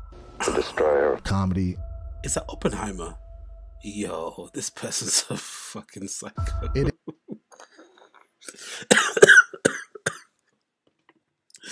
Is that Oppenheimer at the end? Oh my god, that is right. Oh, Jesus Christ, man. Absolute quality. So big up whoever did that. I'm going to put the link in the description later on. I got this from the Fire in the Kid subreddit. You'll probably be able to find it on there if you are that way inclined. Okay, let's move on. Let's see this. Do you guys want a musical intermission? A little musical break from all the videos of all this stuff that's happening, right?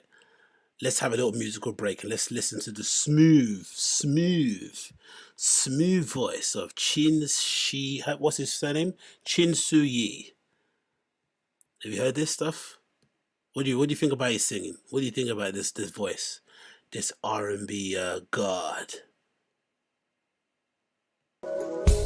If I had one wish, girl, I'd wish you next to me, and it could be in summer.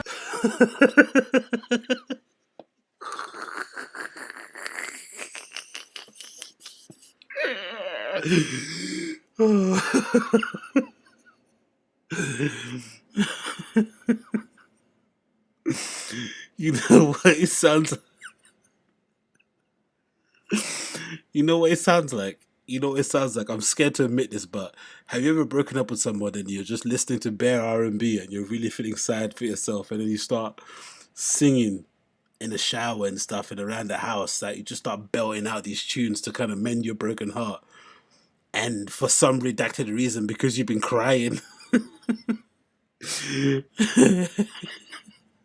your ears are clogged up and it sounds pretty funny to you. Oh no, it sounds pretty good to you. That's what it sounds like. You see how my guy's grimacing? Like, do you see his face? Let's zoom into his face as he's singing, because the face gives everything. This is what gives it the whole effect. Look, listen to this. Fall or spring, girl, 'cause you make my heart sing. I wanna give my heart my soul.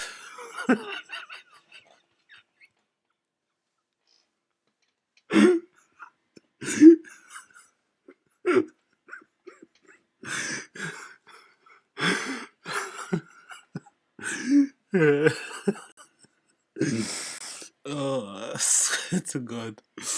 I swear to God, man. This is big up him anyway, right? He's talented in some way, innit? Because he can play the piano, you can mix and master all this stuff, innit? So it's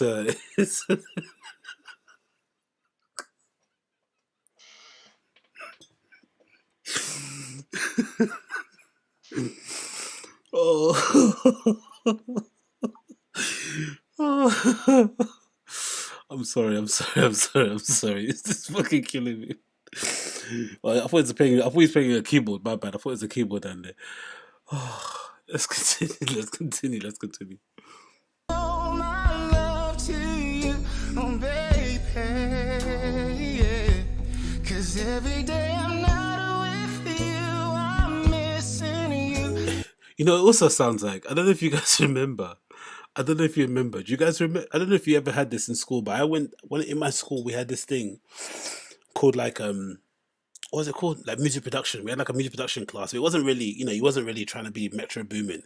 It was just you making fucking jingles and crappy melodies and shit. And they'd give you this keyboard that you'd use that would have these pre-done kind of melodies in there already. Do you get what I mean? Like it'd have like a bass line or something, or like a bridge that you could kind of work off of. Or sometimes it'd have instrumentals of like songs that and they'd sound like this. Like they'd sound like these like kind of 8-bit MIDI sort of things. That's what it sounds like. It sounds like one of those things. Or something that, do you know when you were a kid, you had those microphones that would play a jingle and it let you kind of sing along with it? Do you know those things I'm talking about? It's like a little karaoke thing. Sometimes you drag it along in the box, and sometimes it'd be like a microphone, and it'd have like a little jingle, had like a little speaker at the bottom, but it looked like a mic. And usually it'd always be the kids in your school who thought they could sing that would use it, and then obviously they'd get to a talent show and they'd be fucking horrible, and then you'd never see them sing again. Some people would say, is it fair to say, some people would say this is what happens when you don't get bullied? Is that fair to say? When you don't get bullied, you end up like this. Oh, shit. Like crazy, I need for you to love me, hold me, touch me in my soul, never letting go. Yes, touch me, leave me, don't never letting go. That's what Brendan did to his neck, innit? He never let go.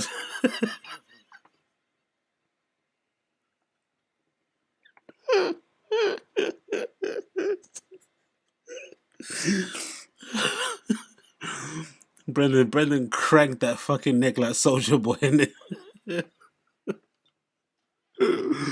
Oh, he should pay for his surgery, by the way, man. All jokes aside, he should pay for that man's surgery. That guy is single-handedly the most important person in TFATK. Without Chin, all respect on his name, that building doesn't move. Nothing gets put out without him. He needs to be, you know what I mean? Like, he needs to be respected, man. He should be giving him stem shots and stuff. Like, he should be helping him out 100%. That guy has been there through thick and thin. What, he posted a video recently of him working at fucking, where did he go? We went Disneyland or something. Working and editing the show, putting it together. Nah, he deserves, like, he should be respected. Like, Brendan should fucking sort him out and get that surgery done, because my man cranked his neck like he owed him money or something, man. Absolutely horrible. Horrible, horrible, horrible. He should be paying for that surgery. All the love we share, no one compares to. Okay, I can't. Should we do the start again? If I had one wish, girl, I'd wish you next to me. Chin, man. I love you, brother, but allow it, man. Allow it. Oh. It takes a lot for me to even upload an image these days on Instagram. I don't know if you guys are the same. I don't even upload things on my feed that much. Mostly it's on Instagram stories. It takes me a while to upload stuff on my Instagram. I'm sure some of you are the same. You know, you get self-conscious. You don't know if people are going to like your things, whatever it may be. Imagine sitting there, sticking your phone on a tripod and deciding to record this, and yeah, this is a lot of work to do, because you got to feed this into the computer. Like, you got to like set up your flipping audio input capture device. You got to do a lot of things to get this. Then you got to send the clip to yourself, make it under 1 minute. Oh man. But yeah, Brendan Schaub should pay for his surgery anyway. So big up Chin, man. He didn't deserve that. He is literally the foundation of the Thick Boy enterprise. Without him, that Thick Boy thing doesn't run. He should be compensated, and if that means just sorting out that fucking surgery, then he should sort it out. It should be no issue for him, really. But you know, what can you do, innit? What can you do with these people? Let's continue. Oh yeah, this is a bit redacted. I don't really want to talk about this because I feel like this is a bit too personal, but you know, we just have to just get through this stuff the way we have to get through it. But have you guys seen all these crazy, I won't say they're crazy, but have you seen these really, really bad screenshots that people have been uploading, or that one person uploaded? So I guess someone uploaded a screenshot or a selection of screenshots that allegedly show Brendan DMing some woman. And this allegedly happened quite recently, which is the sad thing for him, I guess. And they uploaded it on the TigerBelly subreddit, I guess. And this is really, again, mostly Brendan's fault. This is his fault, because he didn't want to just put his hands up and just admit it and just apologize and just be really, you know, somewhat sincere in the stuff that he was saying, and, you know, aware of what he's did and whatnot, whatever it may be, right? He would have just nipped this in the bud and moved on. But because he didn't, now he's kind of got the TigerBelly fan base riled up, because they don't like their people who they love in Kalila and Bobby being accused of what Brendan accused them of, and they're now trying to dig up dirt to make him look bad. So, you know, this basically got posted on the Fighting the Kid subreddit, sorry, on the TigerBelly subreddit. And this is a screenshot someone shared of what looks like Brendan, I guess, messaging somebody. And then I guess, what is it? No, I guess he posted a picture of him performing at the Funny Bone. It looks like, right? And then the person replied, no, he posted a picture of the Funny Bone. They double tapped his picture. Then he replied with that face.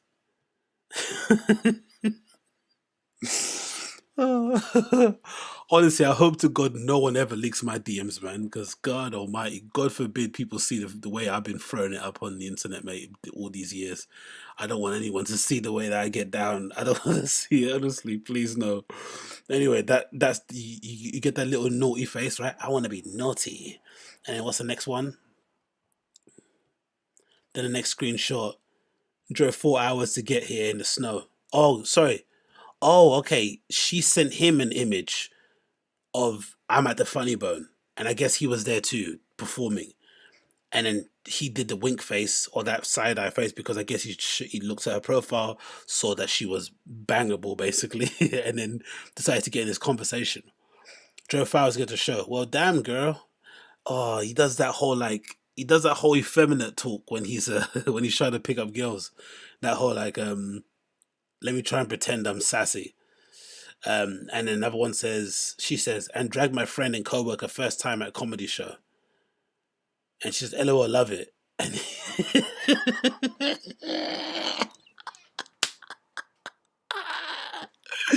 Brendan, come on, man. You can't be doing this, brother, man. This is so bad. Oh, dude. He went to set the pace straight up. He went to set it. He went to make sure that this was look, we're not playing no ha ha he he, come and get a picture. I'm not signing no t-shirts. You know what I mean? Like, are you gonna bust it open or not? Are you gonna bust it open for a real nigga or not? All dudes. It's just no, LOL, no, all women. Oh, so he wants to get down with all the co-workers. All right, cool. Let's get down with the co-workers. Let's do this thing. All right, let's swing off these chandeliers in this comedy club, brother. Let's do this. Next one. I like it, and she puts the same emoji face that he did, and he, like a good man would do, right? When you're thirsty, you need to make sure when you're thirsty and you're high of thirst and you're bantering, because unfortunately, sometimes you get tissue in it. Because unfortunately, women have a way of bantering and a way of flirting that probably isn't direct as the way guys do, because we're just hungry, right? We just think with our woohoo, right? So you want to make sure the person is aware of what you want, and you want to keep reminding them, right? You want to keep reminding them. Oh, actually, Joe put it on there. So when you want to remind somebody of what you want, you have to keep throwing the flipping demon time emoji. So if you want something, not from me because I'm I'm not available and I'm not. But if you're hungry in the chat and you're thirsty, let me see your demon emojis. Let me see your demon time emojis. Slap those in the chat right now if you're hungry and you're thirsty. Let me see your demon time emojis. Let me see what time the chat's on. How thirsty is this chat? Because I think you guys know. I think you guys understand what happens when people are on that kind of time. Because, she's flirting back. She's being, she's reciprocating. She throws a little emoji out there. But for him, that wasn't enough. He wanted demon time. Give me the demon. Give me the demon. Let's go. Let's go. Anyway, and then to cap it off, look at the chat. Look at the chat blowing up. Look how many horny motherfuckers we got in this chat. Look at the horn dogs. Look at them go. Boom, boom, boom. Horn dog, horn dog, horn dog. So we all feel his pain. We feel his pain. Anyway, it continues. Then he puts the middle finger. Shh. It's demon time, but shh. Bust it wide open, but shh. Let me see what that mouth do, but shh. Face down, ass up. Shh.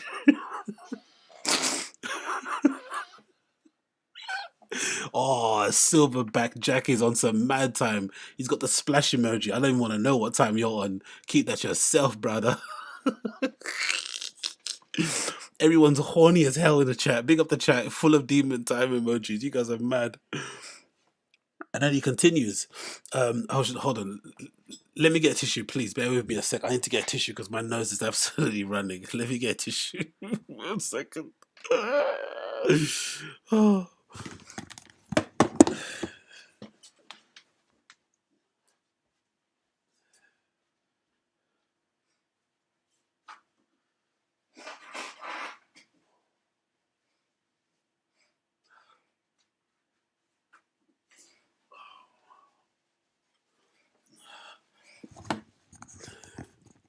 Okay. We're back. All right. Oh, Jesus. My nose is running from all the flipping horniness happening in here, man. You guys are getting me hot. Let's continue. And he goes straight in. Where you staying? Hilton Eastern. All right, cool.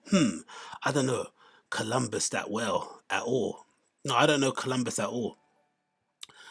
Okay, cool. Asking for geography, what you call it, lessons as well at the same time. I feel you, Brent. Do your thing, do your thing. Oh, this is so embarrassing, man. I wish no one leaks my DMs. Please, for the love of God. Oh my God, my soul would leave my body. I'd legitimately consider flipping off with myself. I'm not even gonna lie. What's it continue? What you call it? I like 5 minutes from the club. Ha ha. So this lady traveled to the comedy club, got a hotel. Yo, is this woman? Is she a whore? Is she a slag? Is she a whore? You going to comedy clubs and booking hotels? Are you a whore?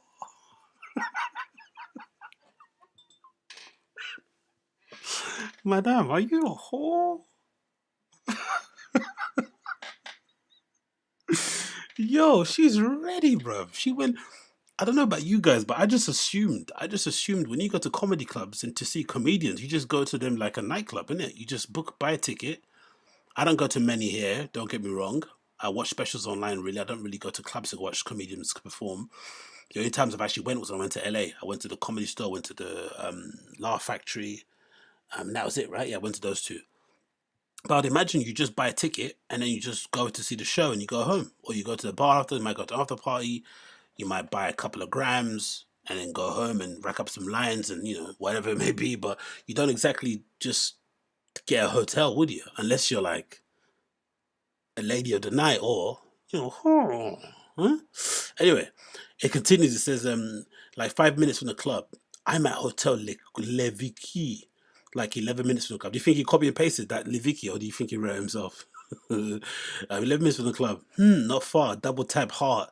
Or again with he loves that face, isn't it? What's your horny face? Do I have a horny face? I don't think so. All of my faces are just a laughing, crying emoji. I don't really have okay, I'm on go mode face, but no, I'm a cheeky boy face. That's a cheeky boy face, isn't it? Cheeky boy, interested. Cheeky girl, cheeky girl, cheeky girl. Close enough if you're trying to link up. So he's suggesting all these things, and then she wanted to link up. Okay. As embarrassing as this is, let's be fair to Brendan. Why is this person putting this out there? Why have they taken screenshots of this? Why are they doing this? If it was a consenting link up, regardless if it's a relationship or not, why are you now trying to expose him? Because remember I said before about if you engage in communication with somebody and they decide to expose you, they should, because it's their story as much as it is yours. Yeah, true. But in this instance, when he's going through what he's going through, and the heat's on him and stuff, you're just doing this maliciously, innit? You're just doing this to kind of destroy my man's life. That's what you're doing this for, because it sounds like this lady really wanted to get down. Like she was DTF for real. Look at that. Close enough if you're trying to link up. Like she's like, what are you saying though? What does that DICK do? You know what I mean? As opposed to mouth. And he said, trouble. Well, again with the devil. He loves the devil. He's on demon time, man. Brendan Demon Time Schaub. And then she says, maybe a little angel. Maybe a little trouble. Okay. Gimme. What is this gimme phrase that he likes so much? Are there any ladies in the chat? Are there any ladies in the chat? Are there any guys in the chat who get DMs from other guys? I don't know. Let me know. Is gimme a phrase that elicits something from you? Does that tickle you? Does gimme get you off? What's gimme about? Anyway, another one. Can do. We'll figure it out after the show. Okay. With the lips emoji, like you want to eat something. Smiling. Shh. Obviously. Good girl. Oh, the shush is like to tell her to like. Good girl, like you're talking to a dog.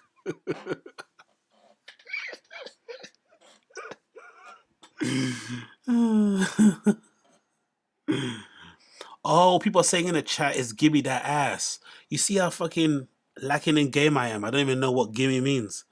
Ah, give me that ass. Okay, that makes sense. Give me that ass. Give me that booty. Okay, sorry about that. I was like, what's his gimme? Why would you say gimme? But yeah, good girl, you know. That's a good girl. He's gonna pat her on the head, give her a treat. It continues. Okay, lips emoji. What's happening here? Is this the person in the thing? Mentioned you. Okay, cool. Good girl. And I guess she took a picture with him, shared it on the story, and tagged him. I guess that's why it came up in the chat, I'm assuming, right? Weird. Okay. And then next slide, it's got him taking the eyes. I was trying to offer my weed and pen to the other guys, but they haven't responded. But if you're still trying to link up, let me know. He said, I'm still here. I'm leaving soon. Okay, cool. So I guess he's doing meet and greets. And she's thirsty, isn't it? Like, let's be real. Like, she's the one really, really pressing the issue. God damn. Being a comedian is fucking lit, innit? I might have to start doing stand-up, bro. If this is the way it's going on. Innit? I might have to start doing stand-up. Like, she's really throwing it out there. Like, gimme, gimme, gimme, gimme, gimme. She wants it hard. Cool. I'm still here. I'm leaving soon. You'd probably have to meet me at my hotel. I get home. I gotta be home at 5. Oof, brutal, innit? Oh, the skullduggery, innit? I've got to be home at 5:30 to pick up my kids.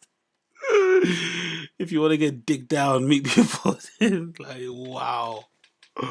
Oh, man. This is so bad. Bloody hell, man. That's fine. I have people in my room either way, so that's not great. Or duh. They don't want to see this world famous comedian pull up in his fucking boxer shorts. Ready to swing you around the room with it. Holy shit. Okay, let's continue. Next one. We're finishing our drinks at the bar here now and going back to the hotel. Okay, I'll DM you when I'm on my way. I won't have too long to chill, babe, so if you're cool with that, I'm down. So basically saying you better open the door in your flipping French knickers and let me get down. World famous comedian rocks up to your flipping hotel room with, you know, with a bottle of Moa in one hand and a smile on the other. Oh, this is romantic, isn't it? Like, hookups. Is this what happens for comedians? Is this what they get every day? They get this sort of stuff. I pray for all the women involved with these comedians, man. I pray for them, because if this is what, and this is just like, this wasn't even him at the show. Because you might have the show and people are drinking and they see you in real life. They're like, oh my God, he's so tall. Oh my God, his face looks so puffy in real life. Do you know what I mean? Like, that kind of attention in real life is probably different. So he's getting all of this before he even stepped on stage. Oof. Prayers, thoughts and prayers go out to all the comedian wives and girlfriends, man. It must be tough, man. It must be tough. It must be tough out there. Tough out there. God almighty. I can just imagine. Anyway, so yeah, I won't have too long. I like how he's saying I won't have too long to chill, babes. So if you're cool, I don't like hearing other men's fucking chat up lines, man. This is awful, man. When have you ever heard Brendan say babes? Oh, that's fine. That's fine with me. Good girl. Again, he loves gimme and he loves good girl. I guess if you're trying to smash and you don't want the person to get the wrong idea, if you just keep objectifying them, it's probably a good way to make sure that you're gonna get what you need in it. Right? Just keep calling him a good girl. Like, you know what I mean? Like, the gimme, that kind of objectifying thing just keeps them at a level, keeps them at harm's distance. It's like a good jab, isn't it? It's like a good jab. You know, babes, gimme, good girl. Gimme, babes, good girl. Gimme.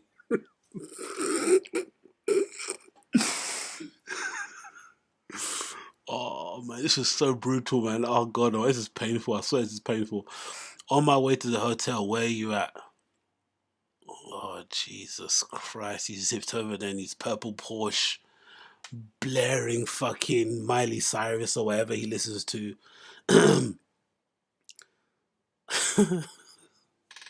Oh, God. What is wrong with this guy, man? And this is recent too, because that profile picture is something that he's only updated recently, isn't it? God damn it. God damn it. Anyway, next one.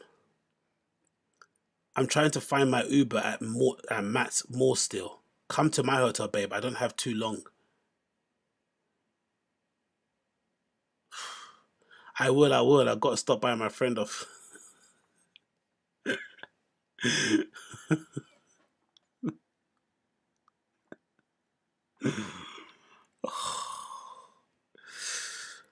This is so brutal, man. This is hurting my soul. This is hurting. Ouch, it's not even me.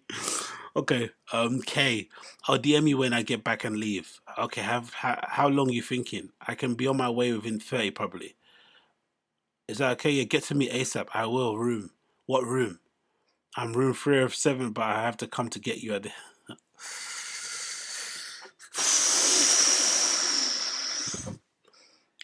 Imagine if somebody ends up getting in touch with the flipping, what they called? Imagine if somebody that works in that hotel is a homeless cat and somebody reaches out to them and tells them to give him that footage of the CCTV of him meeting this girl at the flipping elevators. I don't understand why you're doing it. Honestly, Brendan, man. What are you doing, brother? Oh my God. Oh my God. He's so fucking sloppy. And look, can we just be real and say this stuff happens often? People get cheated on all the time. It's happened to me. I'm sure it's happened to most of you guys out there. But he's a world famous comedian. This guy's internationally known. You'd be surprised.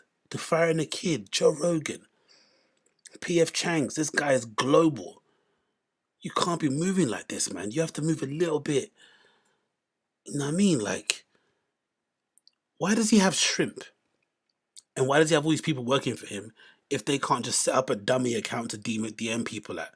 So he doesn't even have to do any of this stuff himself. It's a bit like, I mean, there's like a middle person between them or something. Well, why can't that happen? Why is he doing all this legwork himself? I mean,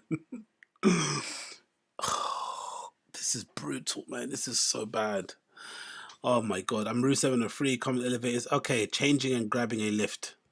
First, this girl's got to make her mind up. First, it's an Uber, then it's a lift. Dodgy person. Let's continue. Okay, change and grab it in my room.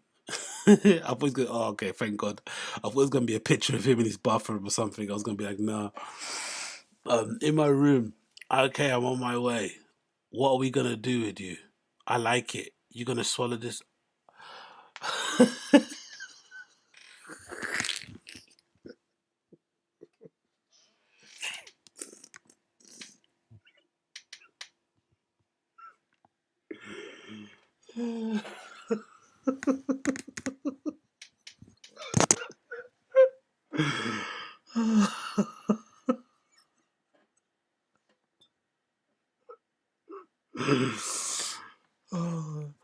This is the diciest of the diciest. This isn't just dicey. This is the diciest of the dicey. Yo, this guy is so horny. How horny would he be? You see all the... Let me compose myself. You've seen all the screenshots, right? And from what I can see, they're all in chronological order. So this is how the conversation... So we're seeing the flow of the conversation. I don't know, maybe some things have been deleted that we're not missing context of, but from what we see so far, we see all the bubbles and there's some sort of flow to it, right? How does it go from, I'm going to change and grab a lift, to I'm in my room, so I'm waiting for you, and she says, she's coming now. So this lady that you want to engage in sexual acts with is on the way to you. She's coming directly to your hotel room. So you already know what time it is, right? You already know what time it is. Like, it is what it is. And then you're like, what are we gonna do with you? I thought he was saying this in like a, oh man, you're wasting my time. Like, come on, girl, like get over here. You know what I mean? Yeah. No, this is like in him in like he's probably saying like, what we gonna, as in like, what do I want to do with you? I want to bend you. I want to do. I don't know, whatever his phrases are, right?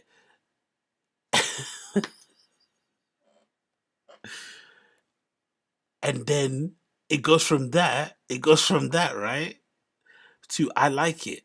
What do you like? What do you like, sir? What do you like? That she's coming late. And then it goes to this. I don't want my stream to get cancelled. Hopefully this doesn't get my stream deleted, but maybe it's not gonna be monetized, but it doesn't matter, man. The jokes are too funny. Oh my god. I don't get, like, maybe I'm in the wrong here. I don't get it. If someone's on the way to you to your hotel room, that usually means they're DTF. Right? If not, you're at least gonna get a nice little kiss. You might get a little cuddle. You might get some, some fondling here and there. But you're gonna do some adult fun for the most part. If they've agreed to come to your hotel room, now if they decide they don't want anything to do with you, fair enough. You're gonna get some blue balls. But there's a high probability something could happen.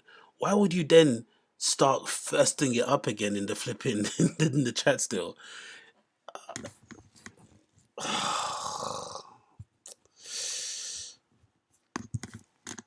I don't know, man. This is like the opposite of game. I don't even have good game, and I think this is shocking. I like it. Obviously, he said what he says there. Oh my god. Why is this woman sharing these texts? Like, this doesn't make you look good. I bet people are jumping in her DMs in it right now. Oh my god. Cool. 15 minutes away. Okay, close, babes. GPS says 1 minute. Okay, is that it? The screenshots? Oh, we got one more still. What's the other one? Last one.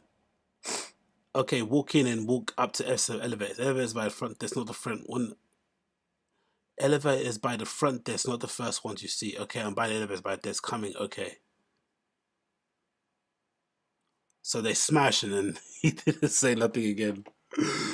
Imagine smashing Brendan and then the next thing you do is send a picture of flipping Bobby or Thea Long. Is that holding Brendan's kid? No way.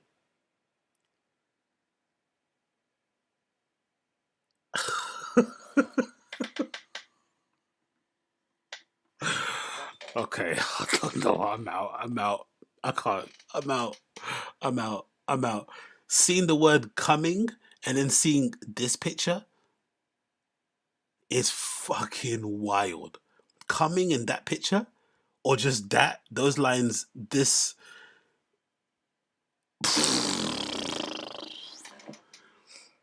I don't know, man. I don't know. And in case you want to see it yourself, it's on Reddit. It's not me. I don't have these files myself. I'm reading stuff off the internet, so don't fucking come after me like you're idiots you are, right? It's there. That's it. It's on the TigerBelly subreddit. It's called that. You see that there? There we go. You see that on the top? Look, it's on Reddit. It's not me. I don't have this. I don't own this. I don't have this. It's on Reddit. It's on the TigerBelly subreddit. You can see it there, TigerBelly. Check it out yourself if you want to. Holy shit. Holy shit.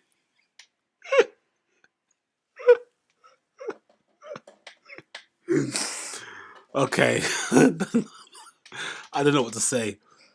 Look, I'm going to be honest and say out loud. That lady, because I think it's the lady who, either it's the lady who's involved in this issue who screenshotted these messages, or it's somebody who stole her phone and is trying to expose her.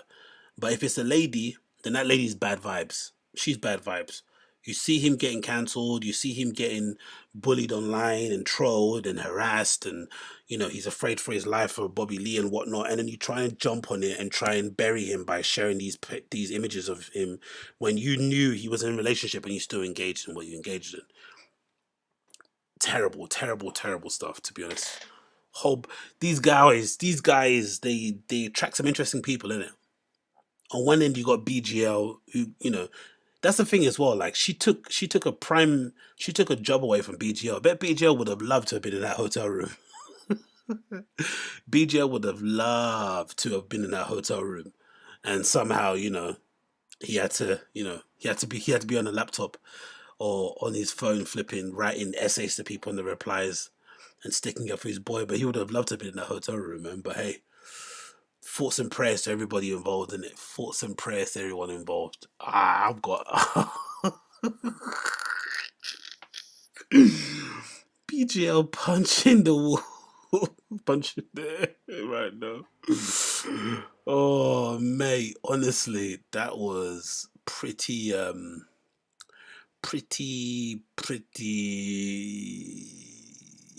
I don't know what to say about that one. Yo, the picture with the baby and then Thea Vaughn.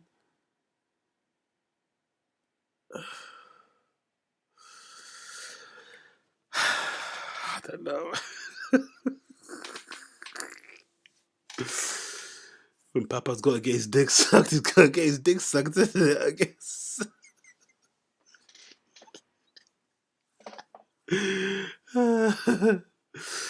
Oh, when Papa. Oh, God. Okay. Okay, we have to leave this one there, then. I don't know, man. Whoa. Anyway, let's move on. Let's move on from that one. So, next clip I want to play. Good. You go. Oh, you guys in the chat, man. Good girl. Oh, fuck me, man. Good girl.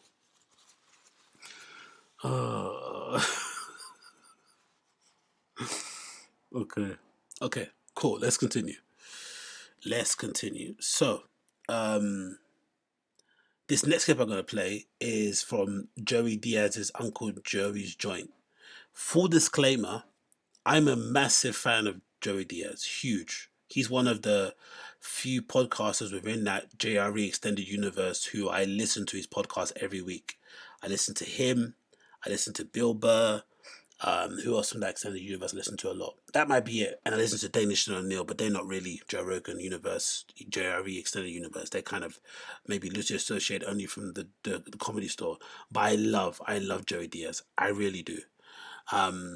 So he had some very interesting words to say about the whole Brendan Schaub stuff. And if you're not a fan of Joey, you're not going to be happy with what he says.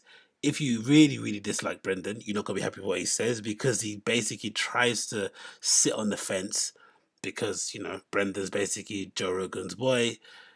Joe Diaz is good friends with Joe Rogan. He's a very prominent comedian too. He knows if he comes out and says something, it's going to be a bit wild. Yeah, I mean, he's going to be one of the only big ones to come out and say something. Everyone else has been saying stuff is like people who are like on the periphery. No insult to them, but they're not like big players. So if he comes out and says something, it's a big deal. So he's trying to play it, you know, he's trying to play it cute, and he basically tries to play in the middle, and it kind of comes off a bit weird, but you know, it is what it is, isn't it? But I'll let you hear what Joey Diaz has to say, and you can make your mind up, and we'll talk about it on the other side.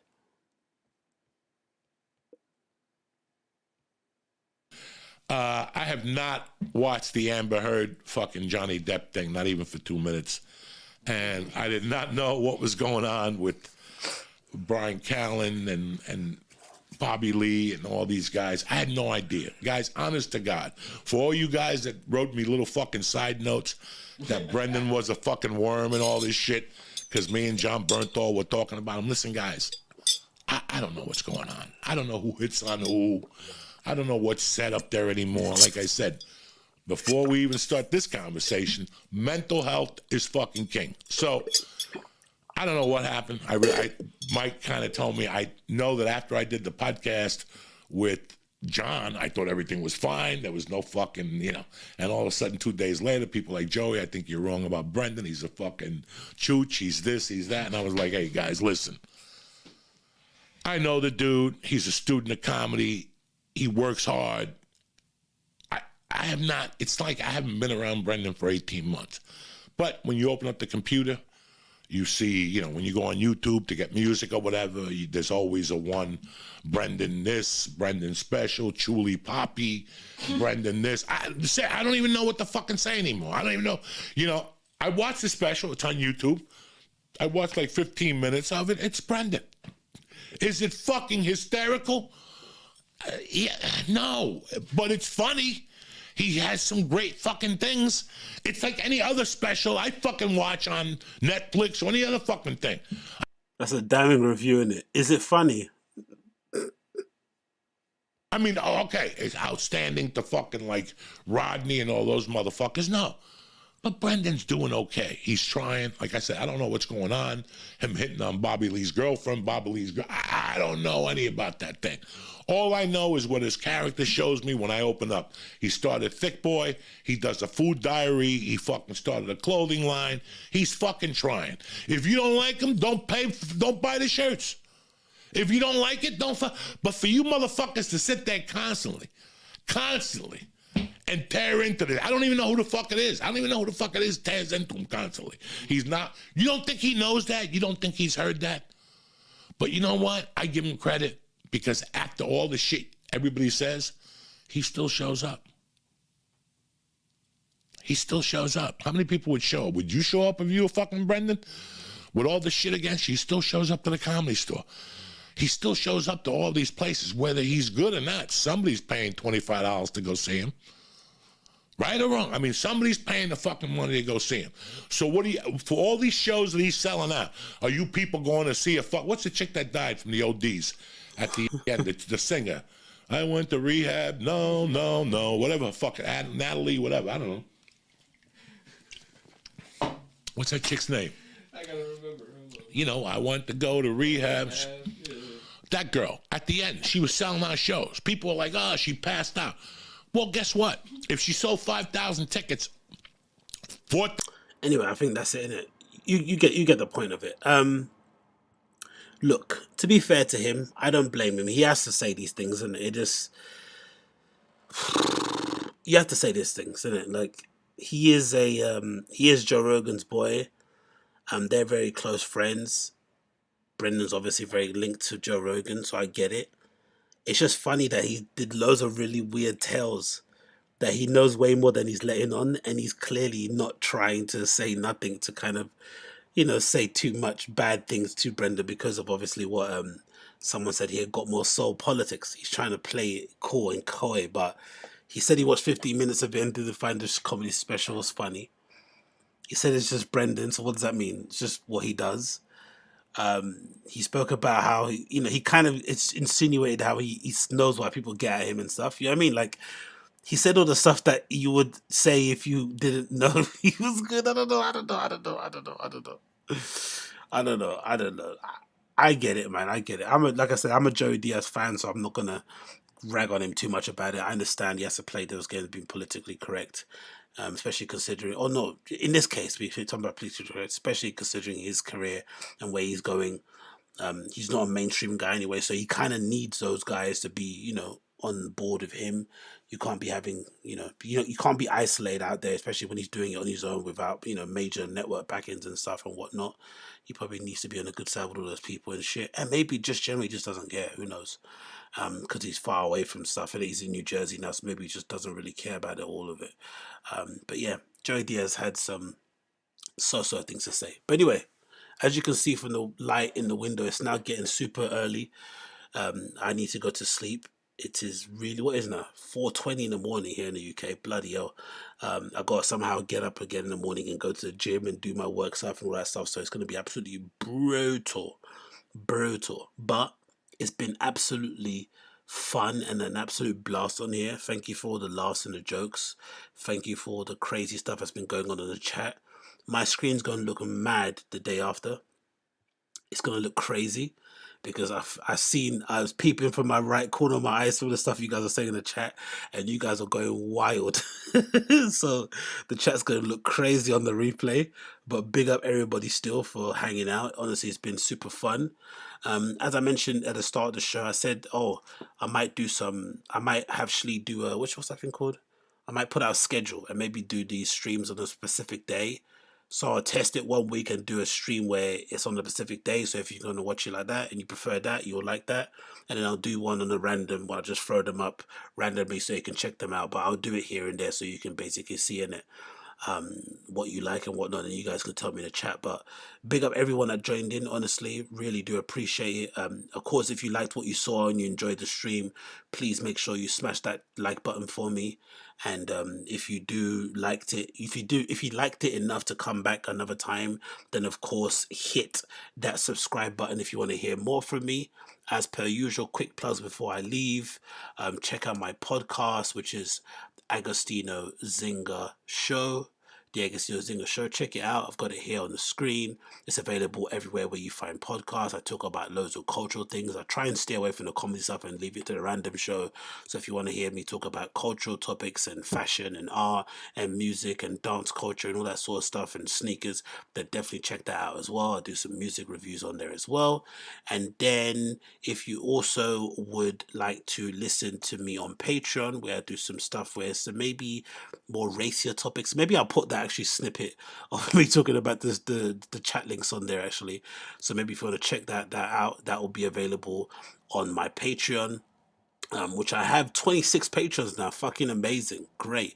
I had 20 the other day, so I've got 6 overnight. So that's fucking awesome. So if you want to check me out my Patreon, please do that also. This is my Patreon, patreon.com/Agostino.